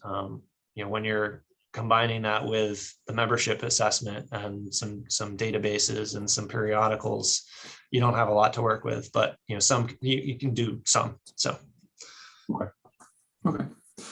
Just 2 more real quick. Sure. The increase to the CW Mars, is that based on the numbers that came back from the 2020 census? Yes. So the membership assessment, which is the total fee that we would pay them, includes, as part of that, is a membership fee. When we were a small time member, it was $2,400. 2,400. And when we were a large time member, it was $5,000. So the we're transitioning over the course of 3 years to that portion of it being $8,000. Other things that go into it, there are some credits, small libraries in network currently, so we get a little money back. We pay based on the usage of that ebook, e-audiobook collection. We pay based on usage of interlibrary loans, resource sharing, another portion.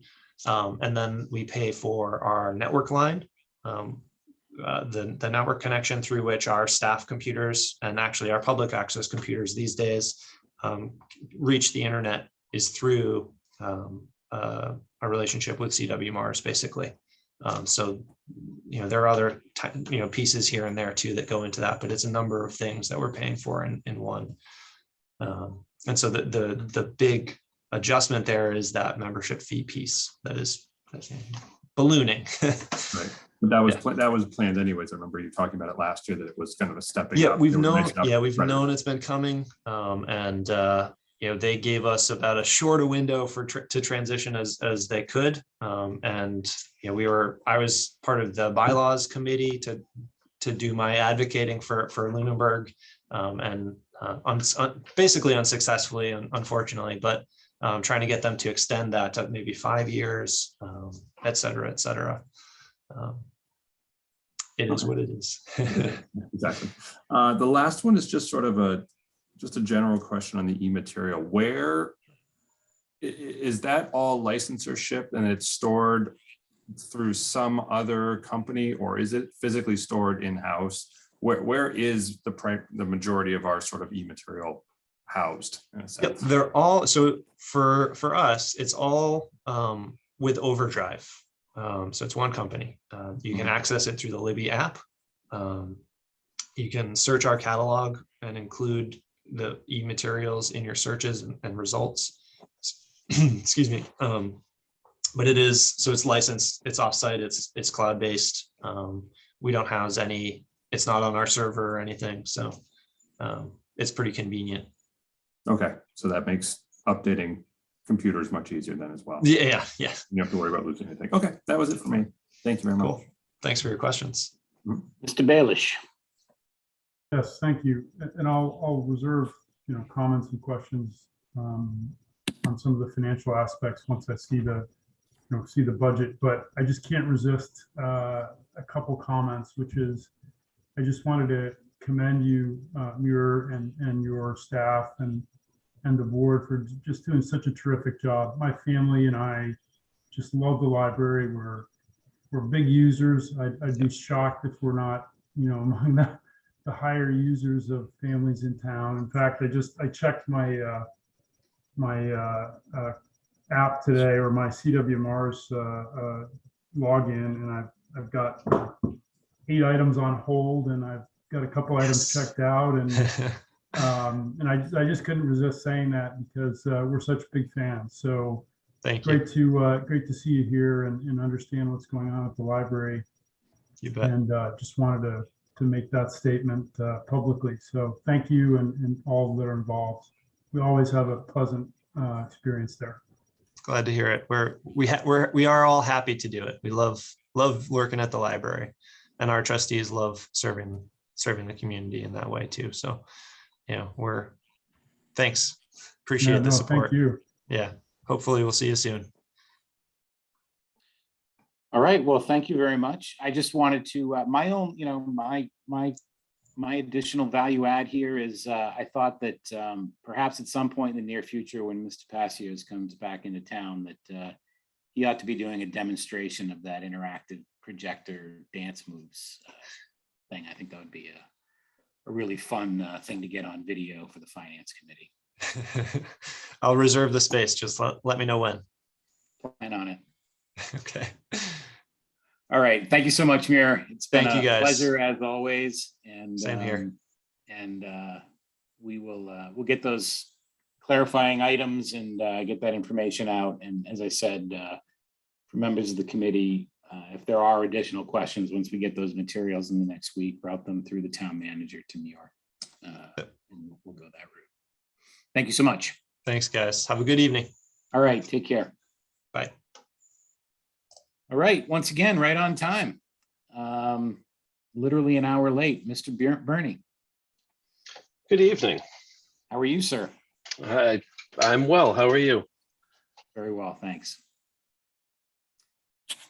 Adam, do you want me to make you co-host here? However you'd like to do it, That's how I'd like to do it. then make it so. All right, you are hereby anointed co-host. Woohoo.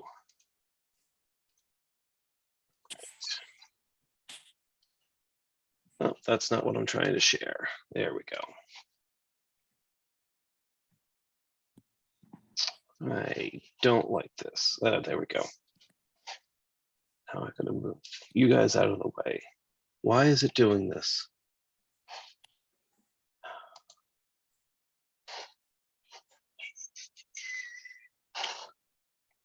Sorry about this. I don't often Zoom from my workstation at the office.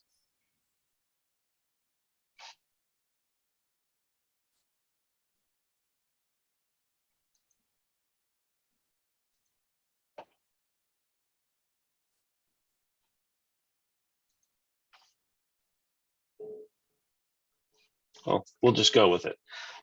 So we're just going to run through the budget real quick. This is just a quick graphic to show you. Hey, Adam. Yep. I just suggest you close your format box on the right to make it a little bit bigger.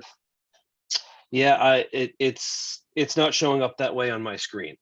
Oh, you don't have a format background box on the right-hand side?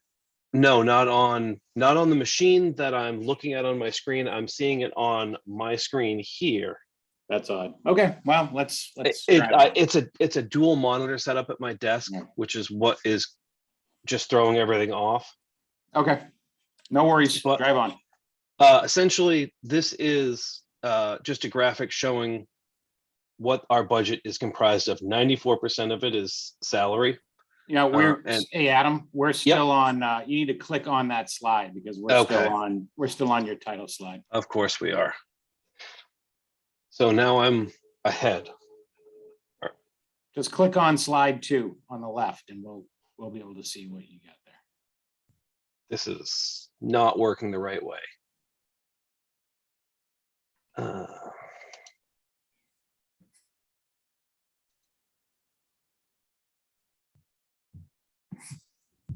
Let's see. Well, we'll just run through it this way. So, are There we we go. still there? Yep, we got you. All right. I can't see any of you, so I'm just going to run through it. We'll close it down and go back afterwards. So 94% of our budget here in the land use department is salary. The rest is supplies, postage, mileage, advertising, training, publications. So it's all the standard day-to-day materials to support that staff in carrying out their day-to-day tasks. We'll start with the planning board office because that's what I do, so it's most important to me. It's a quick list of what we do here. I think most of you folks are aware of the stuff that we do. As things progress, as new state laws come out, new local bylaws are required. As the town moves forward and creates new committees, we sometimes get additional work. The list in the third bullet are a quick rundown of the committees we work with. Some we're more intimately involved with than others, but in general, we provide at least some material or logistical support for those folks. And a good portion of our time is spent preparing applications for the planning board, researching and drafting and managing updates to policies and bylaws, and generally just answering questions of residents, of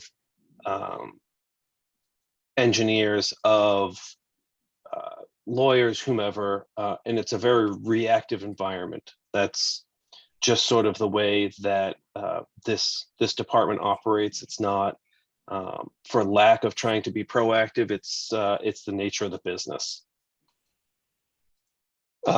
Just a quick sort of accounting of applications and approvals that have been issued by the planning board over the years, going back, 3 full years and what's up as far as this year. You'll notice that A&Rs are a big thing. That's administrative division of property. Site plan approval is the other we see a fair amount of. Site plan approvals can be a quick reuse of an existing building. They can be a very long, drawn out hearing process that involves multiple iterations of the plan, meetings outside of meetings in order to work with the professionals proposing them to sort of nail down what they're proposing and how it might impact the board. The stormwater permits take some time. That's the SWP, and those are a newer item that are reflective of the new stormwater bylaw that was updated a few town meetings ago, and that's mandated by the EPA. So we're going to start to see more and more of those. Any disturbance greater than an acre is going to require that. So those do take some time, and it's easy to look at this and say, oh well, there's only 10 or 12 or 8 site plan approvals, but some of those can last 4, 6, 8 months and involve a fairly numerous amounts of contact between this office and the folks proposing them. And then that's not to mention all of the after issuance of approval follow-up with building department inspections and coordinating our engineer review. The building department, I think you all know what they do. They review applications for building permits. They perform the inspections. They manage the wiring, gas, and plumbing permits. And they are also the enforcer and interpreter of the zoning bylaw. Again, that's one of those things that takes an awful lot of time that isn't necessarily accounted for in any metric or in any financial way. Folks who want to come in and make changes to their property, people who want to operate businesses, people who want to expand their businesses, all of that takes some time to talk to them about what they might want, review the zoning bylaw, and maybe work with folks so they can get a handle on what they're trying to do. And I think it's often understated the role that the building department plays in emergency response. They are a big part of ensuring that in the event of fires or accidents, that structures are safe for people to enter and are secured in a way that the public would be safe. This is just again, an accounting of the building permits that we've seen. It's really sort of interesting to see that the last fiscal year, the number of permits skyrocketed and the value significantly sunk. The best I can come up with is we didn't see any major projects permitting themselves through the fiscal year 21, which was really the height of the pandemic. A lot of what we were seeing was individuals making small upgrades to their own residence. And a lot of times those values are much smaller. You'll see right now we're about 2/3 of the way through 22, and the value of those projects is very high. That is accounted for by the permitting of the Lunenburg Central project on Leominster Shirley Road to the tune of almost 2/3 of the value of those permits. So the amount of value added both to the tax rolls and to permit values from large projects isn't to be understated. The Conservation Commission protects, or they administer the Wetlands Protection Act and the Lunenburg Wetlands Bylaw. They respond to complaints as we all do here. They manage town conservation areas, and specifically the house at 123 Hollis Road is owned by the Conservation Commission. Excuse me, they have a separate fund that they use to manage that, and it's dedicated directly for that. And again, they provide material support for the town, both through review of projects, and it is not uncommon for our administrator to be out flagging sites or providing advice to the DPW or facilities in town building or road projects, just in respect to wetlands. Conservation, these permits are by calendar year, not fiscal year. Again, you see they remain fairly consistent. And the thing to note with conservation is whether it's a request for determination or notice of intent, the paperwork is about the same. So the administrative lift for these, give or take 100 permits per year or 75 permits per year, it isn't insignificant. And each of them requires the same amount of paperwork pre and post, although the level of inspection commitment and project review are somewhat different. So before we get into the next couple of slides, this year, the Conservation Administrator is retiring. As part of the budget, I did request an above target addition of a part-time non-benefited position in the Conservation Office to provide administrative support, things like minute taking and or processing of payments and some of the more banal administrative work. And the idea behind that was the incoming administrator, whomever it may be, would be probably asked to do a significant amount more work in upping the visibility and the approachability of our conservation areas. The current Conservation Commission is very active in marking trails, maintaining trails, and trying to create an atmosphere in which the conservation areas are more actively used by the community. And currently this is done significantly by volunteers and organized by the members of the Conservation Commission in conjunction with the administrator, but with writing, taking minutes for 2 meetings a month at 2 to 4 hours per meeting. There's anywhere from 8 to 16 hours a month that are dedicated just to minute taking. And then you add in payment processing, some of which is handled by the accountant's office, which I suspect that the town accountant or the finance director and her assistant would prefer to see done more so through the conservation office. So I requested 19 hours. I believe the town manager included 10 hours. I think that's probably a fair place to land on that.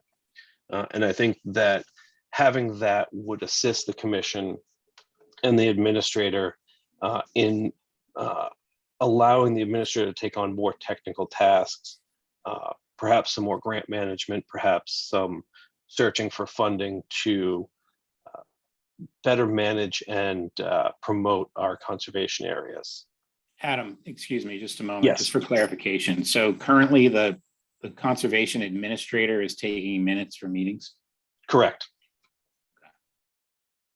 So is that going to be budgeted through you, or is that going to be budgeted through? So the town manager set up a line item specifically for minutes clerks. I don't believe that's a department level budget. I think that's a separate budget. It's not.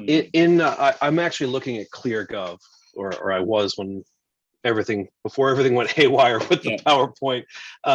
And there is an SAP employee added in my budget at a value of give or take $10,000. And it looks like there's a SAP grade and step. I think it's grade 7, step 3, budgeted for 522 hours, which would be approximately 10 hours per week. And I would expect that if that's reflected in the budget, that is the town manager's recommendation. And it would be, again, a very part-time employee to manage that administrative load.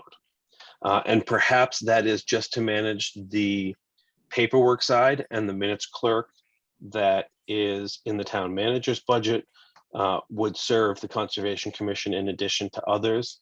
That is not something that has been made crystal clear to me. Okay, well, we're gonna need clarification on that. Sure. And so, I would echo that. I will be following up with the town manager to ensure that I fully understand what that looks like as well. and to be clear, we're talking about, for this particular request, it's Conservation Commission minutes. It's not planning board minutes. No, it's just or Conservation Commission. ZBA minutes or anything Nope. like that. The ZBA has its own minute taker and clerk, which has, the ZBA has its own budget. It's a value of about $3,000. Yeah. I don't know that in the time that I've been here that full value has been expended. But I'm sure that if we were to see the Howard Street project get site eligibility, we might push up against it at that point. Yeah. Well, and I'm, having served on the ZBA, there's a certain level of specificity and risk that goes with ZBA minutes that are a little bit different from, let's say, Finance Committee minutes. That's correct. And conservation can be the same. Yeah. Yeah. You know, it's a technical board that has a very, very, like you said, specific amount of jargon and nuance to it. Well, there's also a liability Well, that is also element too. Okay. All right. So we're going to need some clarification on that. And that's my departmental budget. Again, as I said, it's a majority salary. We don't have programming. We don't have a lot of equipment. We don't have things that we're looking to replace. But I do have a quick couple of slides on the capital request. Let's get it. I don't know if you want to talk about the department budget and go back to capital. No, let's You just want me to go blast ahead right and through it? get the slides up, blast through it, and then we'll come back. All right. So what's a master plan? The master plan is a community-wide guidance document. This is an adjusted snippet from Mass General Law 4181D that outlines what a community shall have as a master plan. The general laws do require that we have a plan. There are many things general laws require, and most communities don't necessarily have them. But this plan is it's intended to outline where the community wants to go over the next decade to 2 decades. It's intended as a roadmap that would help the community in their decision making. It does say the long-term physical development, so that would be the layout of the community, where your zones are, how you're getting around town. It is not uncommon for the master plan to include programmatic or other soft guidance for policy or other decisions that are related to the physical. So where are we now? Master plan. Oh, I'm sorry. How would we create a master plan, and why would we create one? So the idea is to create consensus and build the process. The idea is that those who participate, and hopefully it's a wide swath of the community, come to an agreement. It's not going to be something where everybody is super excited about everything, but it's an agreement that collectively the town sees that what they're doing or what the master plan says is reflective of what the majority of people have put forward. It outlines where the town is now, both physically and as a functional entity. And it looks at taking that consensus and identifying where the town wants to go. It provides a series of really nebulous, well, I shouldn't say that, depends who writes it, but often it has a series of nebulous goals. Make the town a great place to live, and then breaks that down into a series of short-term achievable objectives that give the town places and milestones with which to meet and move towards that objective to, again, then reassess.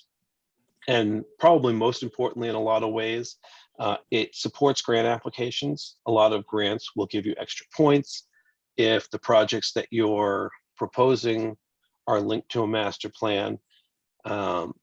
Some things will allow you to modify the decisions in order to link to a master plan. And it aids in local decision making, both at the select board level, at the planning board level, and sometimes just in targeting projects.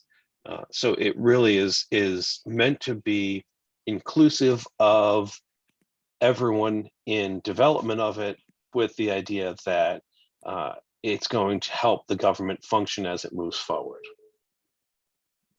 So the planning board is requesting $110,000 to add to the remaining $43,000 from the FY20 capital item. So the board in FY20 was granted $50,000. We spent about $6,800 of this on a population projection study to more accurately reflect the population projections we had from the 2010 census. These population projections had us actually losing population by 2020 and continuing to decline over the next 20 years. That wasn't realistic, especially seeing the growth that was brought into Lunenburg over the last decade, and seeing that our local town clerk census was showing us with numbers 10 or 12% higher than the projections had us.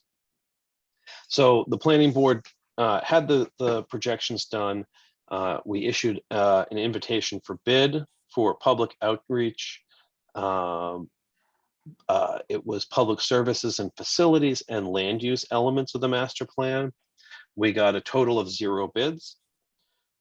In reviewing the bids and reaching out to those who took the IFB out, the assistant town manager found that there just wasn't enough money in order to fund the 2 elements at the level that was being requested.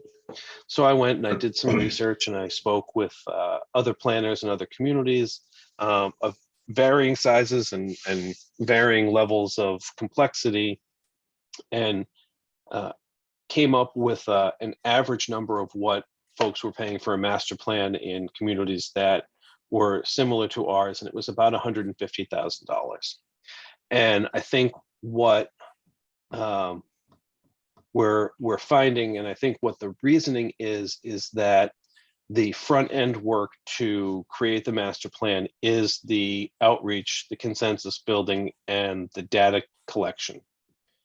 And once you do that, you probably get over the $43,000.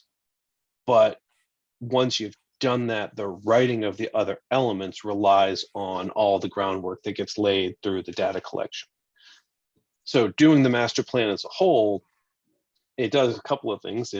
It probably reduces the cost per element because you're not trying to mobilize each time, but it also creates a consistency throughout the plan of having one consultant and one group of folks who has participated throughout the process, or it has one person managing that process and collecting data and sort of building an institutional knowledge over an 18 or 24 month period that creates a richer, more vibrant, and more consistent set of information in the master plan.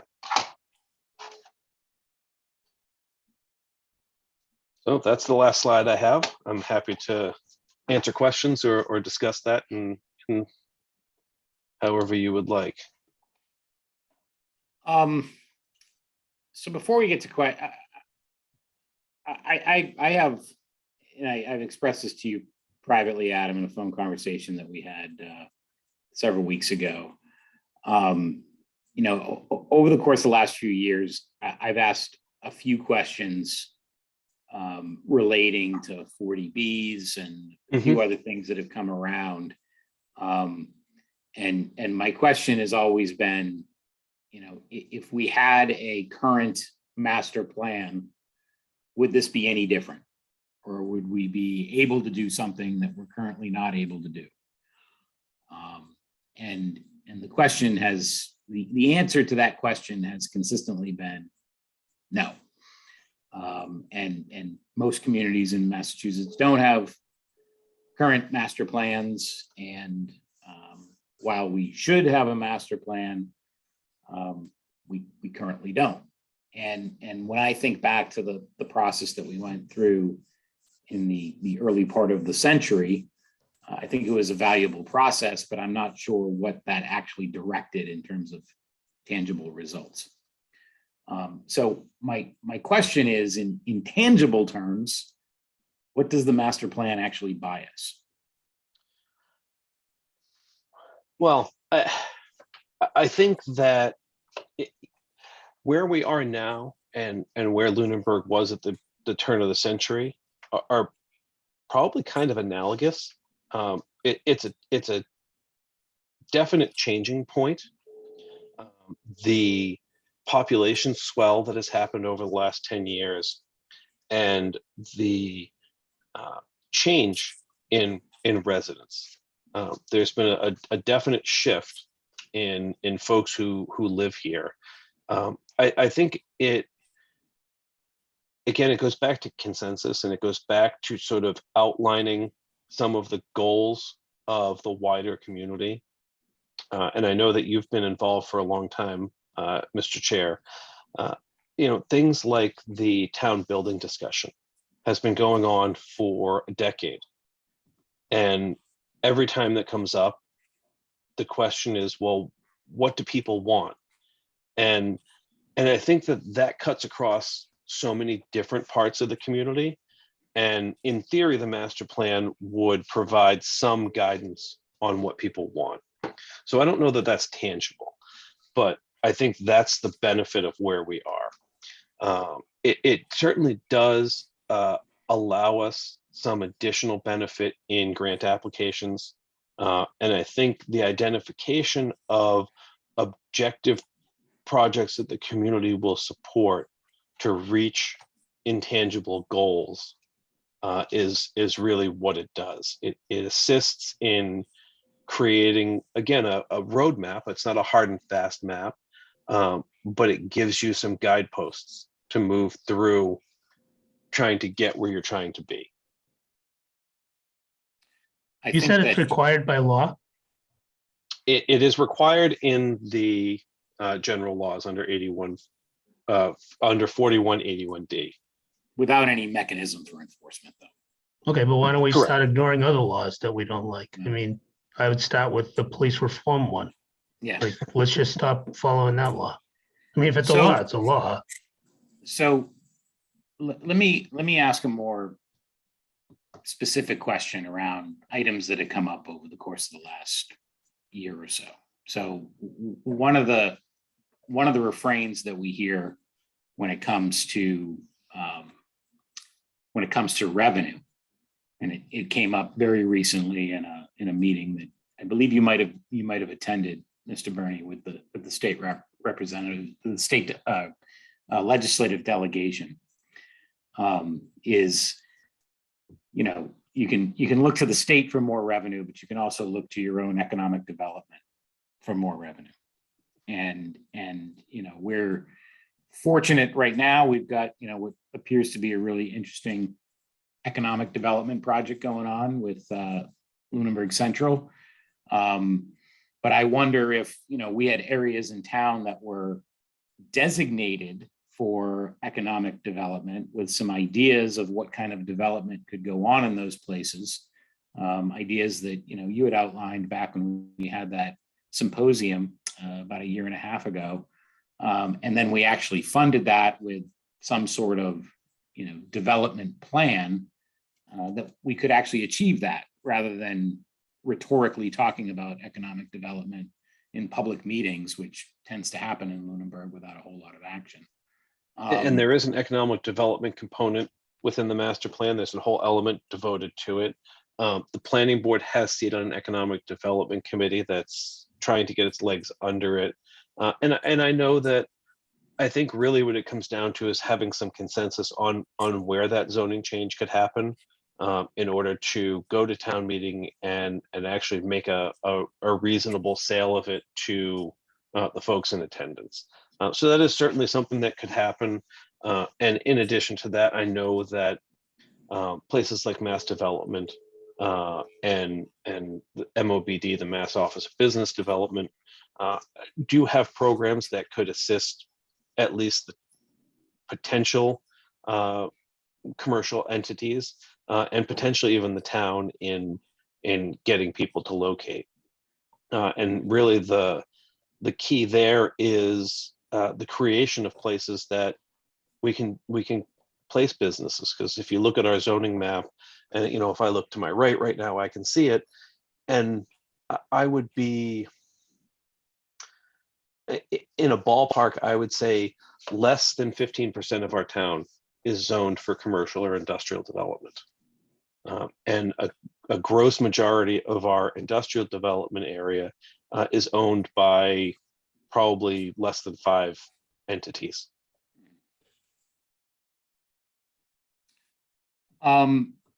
Yeah, and I think that's a good point. And I think that those are discussions that would serve us well if we could figure out a path to promoting more economic development.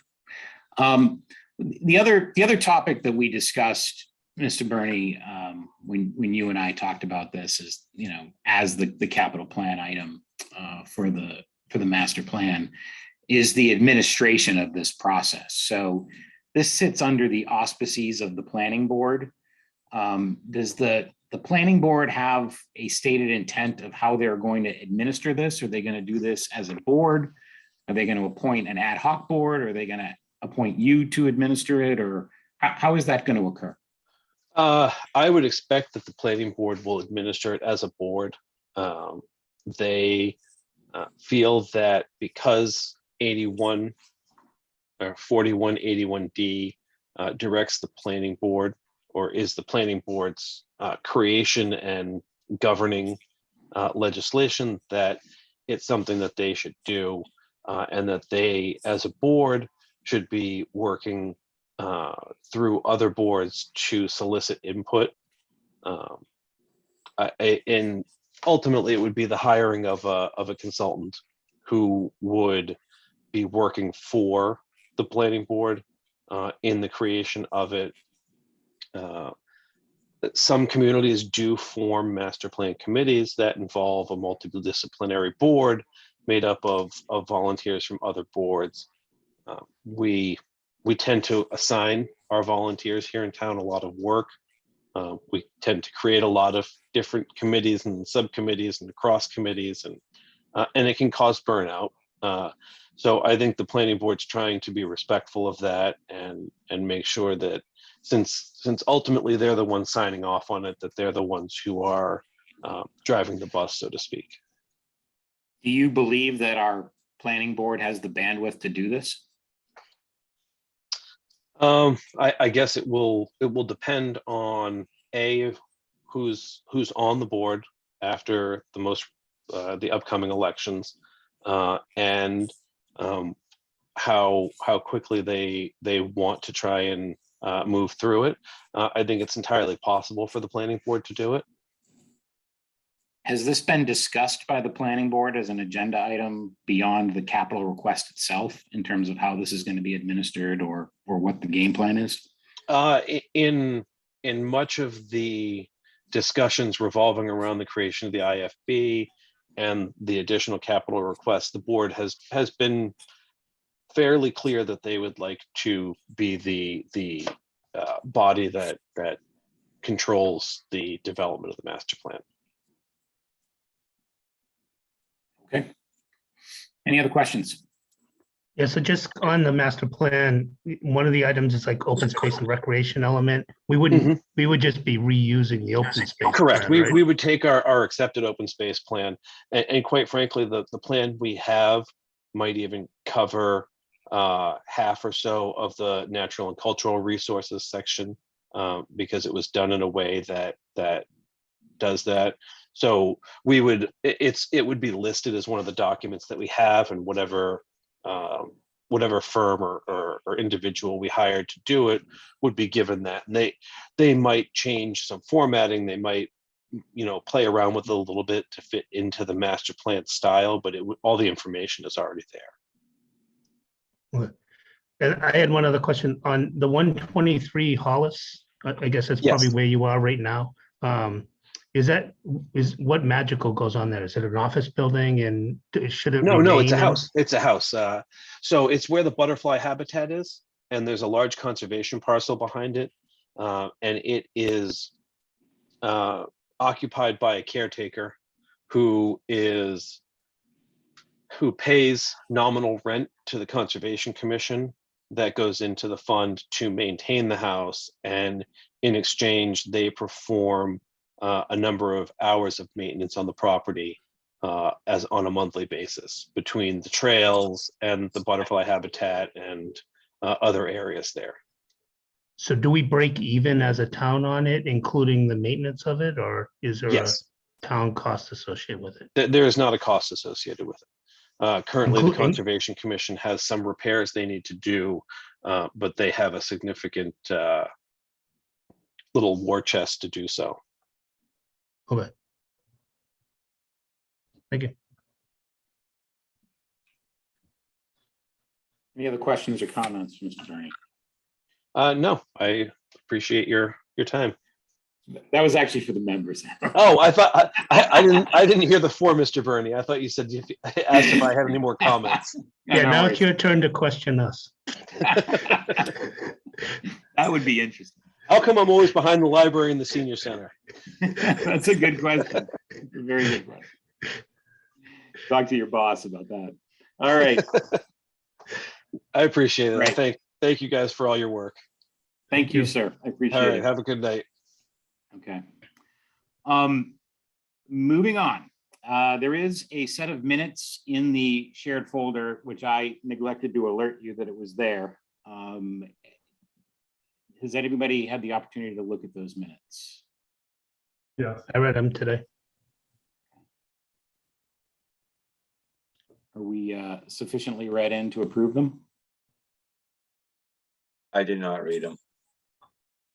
I also did not. Okay. I am going to suggest that we pass on those and revisit them with this week's minutes next week. Okay. Are there any committee reports? Very quickly, none of my committees have met since the last meeting, but just to repeat that the Parks Commission will be meeting next on March 16th. And WOLA will be present at that meeting. And my expectation is that they will be presenting a blended proposal of all the likes and dislikes of the original two proposals. I do not know if there will be numbers attached to it at that time. I do not believe so.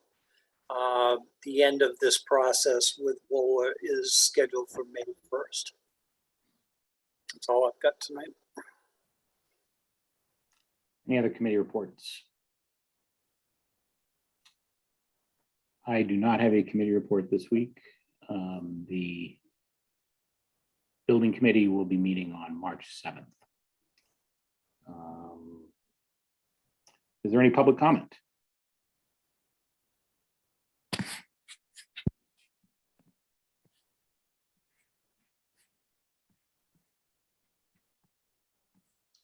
Not seeing any hands raised for public comment. Still none. Okay. Items for future meetings. We have upcoming meetings listed on the agenda. Are there any requests requests. Oh, I did want to report. I did put out an invitation to the Board of Health Chairman and agent and heard back from the agent a couple of days ago. And I think it is likely that we will have them on the 24th of March, but that has not yet been confirmed. So I will add that to the upcoming meetings list once I have that confirmed. Any other items for future meetings or upcoming meetings?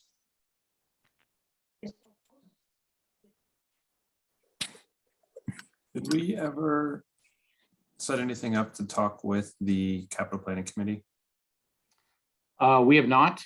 I have been holding on that, awaiting an update from the town manager in terms of her recommendations for the capital plan, which I've been led to believe there may be an update coming on that.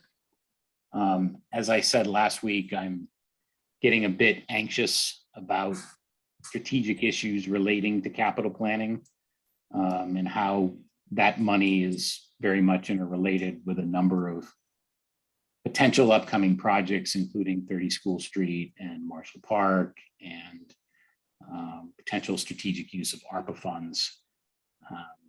I'm not sure when all of that is going to come together or if it's going to come together during budget season. But I think that that will have some bearing on at least my opinions on the capital plan as well. So I will bring that up next week with the town manager, and collectively, if we think that it's worth an invitation to the capital planning committee in advance of the public hearing, then we can make that decision then. Is capital planning planning to meet to make updated recommendations or anything, or is this just what town manager recommendations are? So my I guess Dave's our understanding, rep, so. yeah, and Dave, please chime in, but my understanding is that they don't have a meeting scheduled at this point. Yeah, there is nothing scheduled at this point. I had reached out to town manager a week or two ago, asking if she had any knowledge of another meeting between now and town meeting or the public hearing for the finance committee.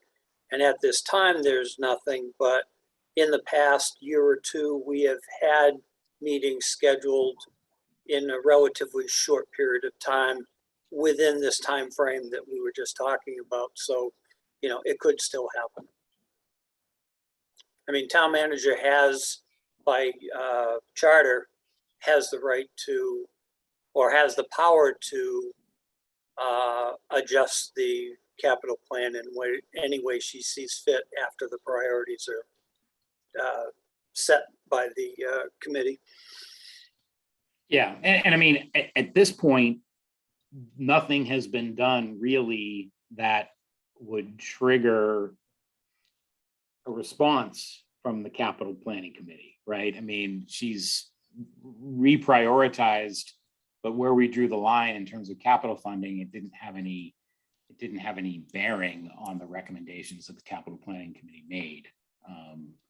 So, but that, you know, it could change if when she updates her recommendation, as she's led us to believe that she intends to do. Yeah, and as I've always said through this process, and you all know that this entire budget is liquid right up to almost the day of town meeting. So as the numbers are more fine-tuned on unknowns, and we've already, I can't put my finger on it right this minute, but we already know we have more funds than we had anticipated even a month ago that can be applied towards the budget in one way or another. So it's still in flux, including the capital plan, I believe, as to, you know, possibly moving down the priority list or the town manager deciding to reprioritize the order. Yeah, I like the liquid metaphor in this case, because I think, you know, while it is absolutely, you're right, 100%, what we usually get is, you know, some directional indicator of where that liquid is flowing. Right. And right now it's just not sufficient, in my opinion, in terms of that direction. So hopefully we'll get some clarity in the next couple of weeks. So, all right. Any other comments or questions? Is it possible to ask one question just on, it was actually something that came up during Muir's presentation, that just a sort of question for Dave through the capital planning process. It's just sort of so he had mentioned that they pushed off a request from FY23 to FY24. In the ranking system, is that taken into account at all? Does that change where if something has been a capital request that's fallen below the line for 5 years in a row or something, does that ever get added into the calculation?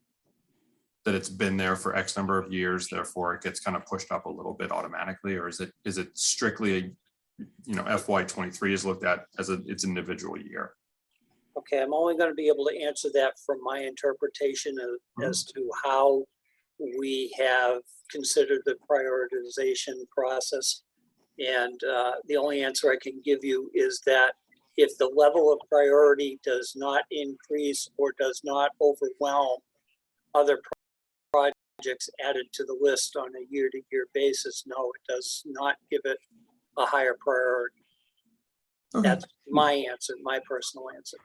My understanding, Dave, please correct me, having not served on the capital planning committee, is that the capital planning committee does not do the annual projection. So what we see for the capital plan for FY24, 25, 26 is largely driven by the town manager and the department heads, and not by the capital planning committee. The capital planning committees, their primary charge is focused on the fiscal year directly ahead of us and the priorities for that year.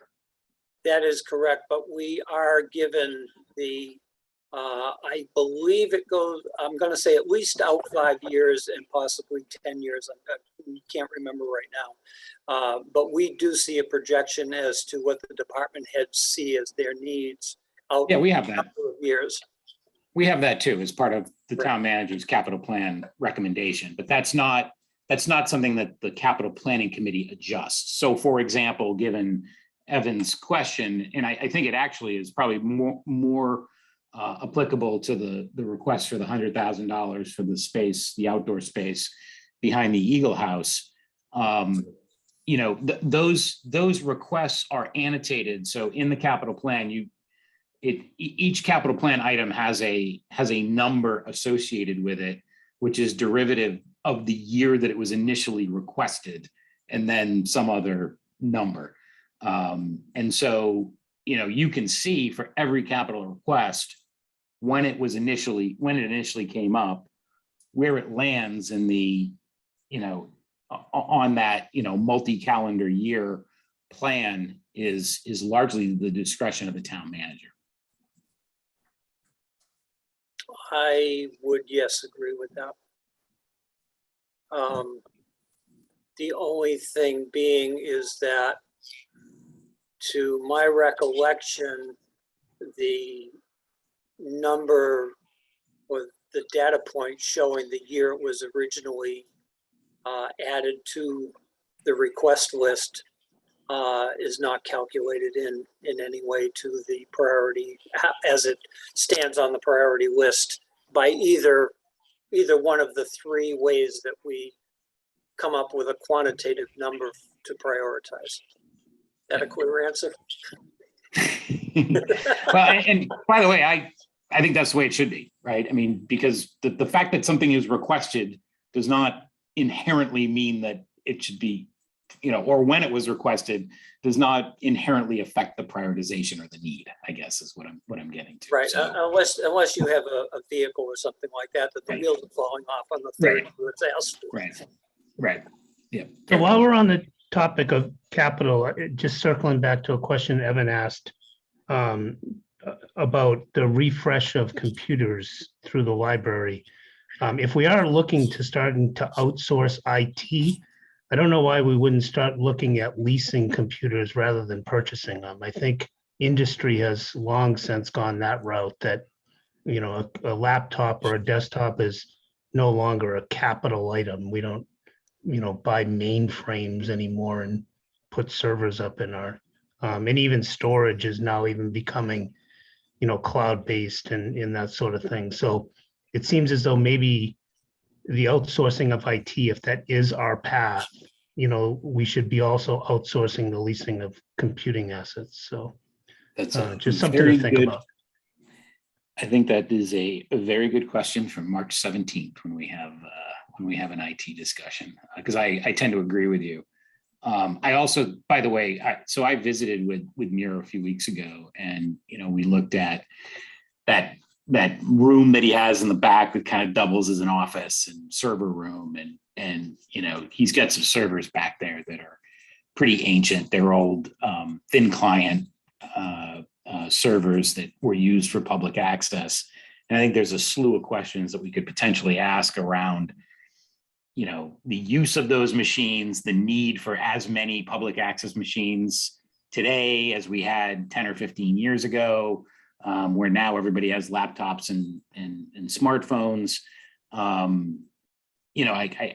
think that there's an awful lot of rationalization that could go into potentially reducing our costs when it comes to IT. Because I also don't believe that we necessarily need one-for-one replacements or one-for-one machines for people. There's a lot to iron out there. So maybe just tee that up. Whoever's given the IT brief, we joked about that last time, but perhaps think about that as we modernize our approach there. Yep, I will try to I'll make a note to mention that to Heather as well for preparation for that presentation on the 17th.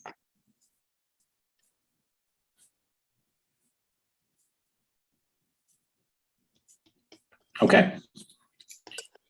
Anything else? Motion to adjourn. Is there a second? Second. All in favor? This is a roll call vote. Mr. Menard, Aye. Mr. Baelish, Aye. Mr. Waters, Aye. Mr. Passios, Aye. Mr. Simeoni, Aye. and an aye for myself. We are unanimous and hereby adjourned. Thank you very much. Have a Aye. good night. See you next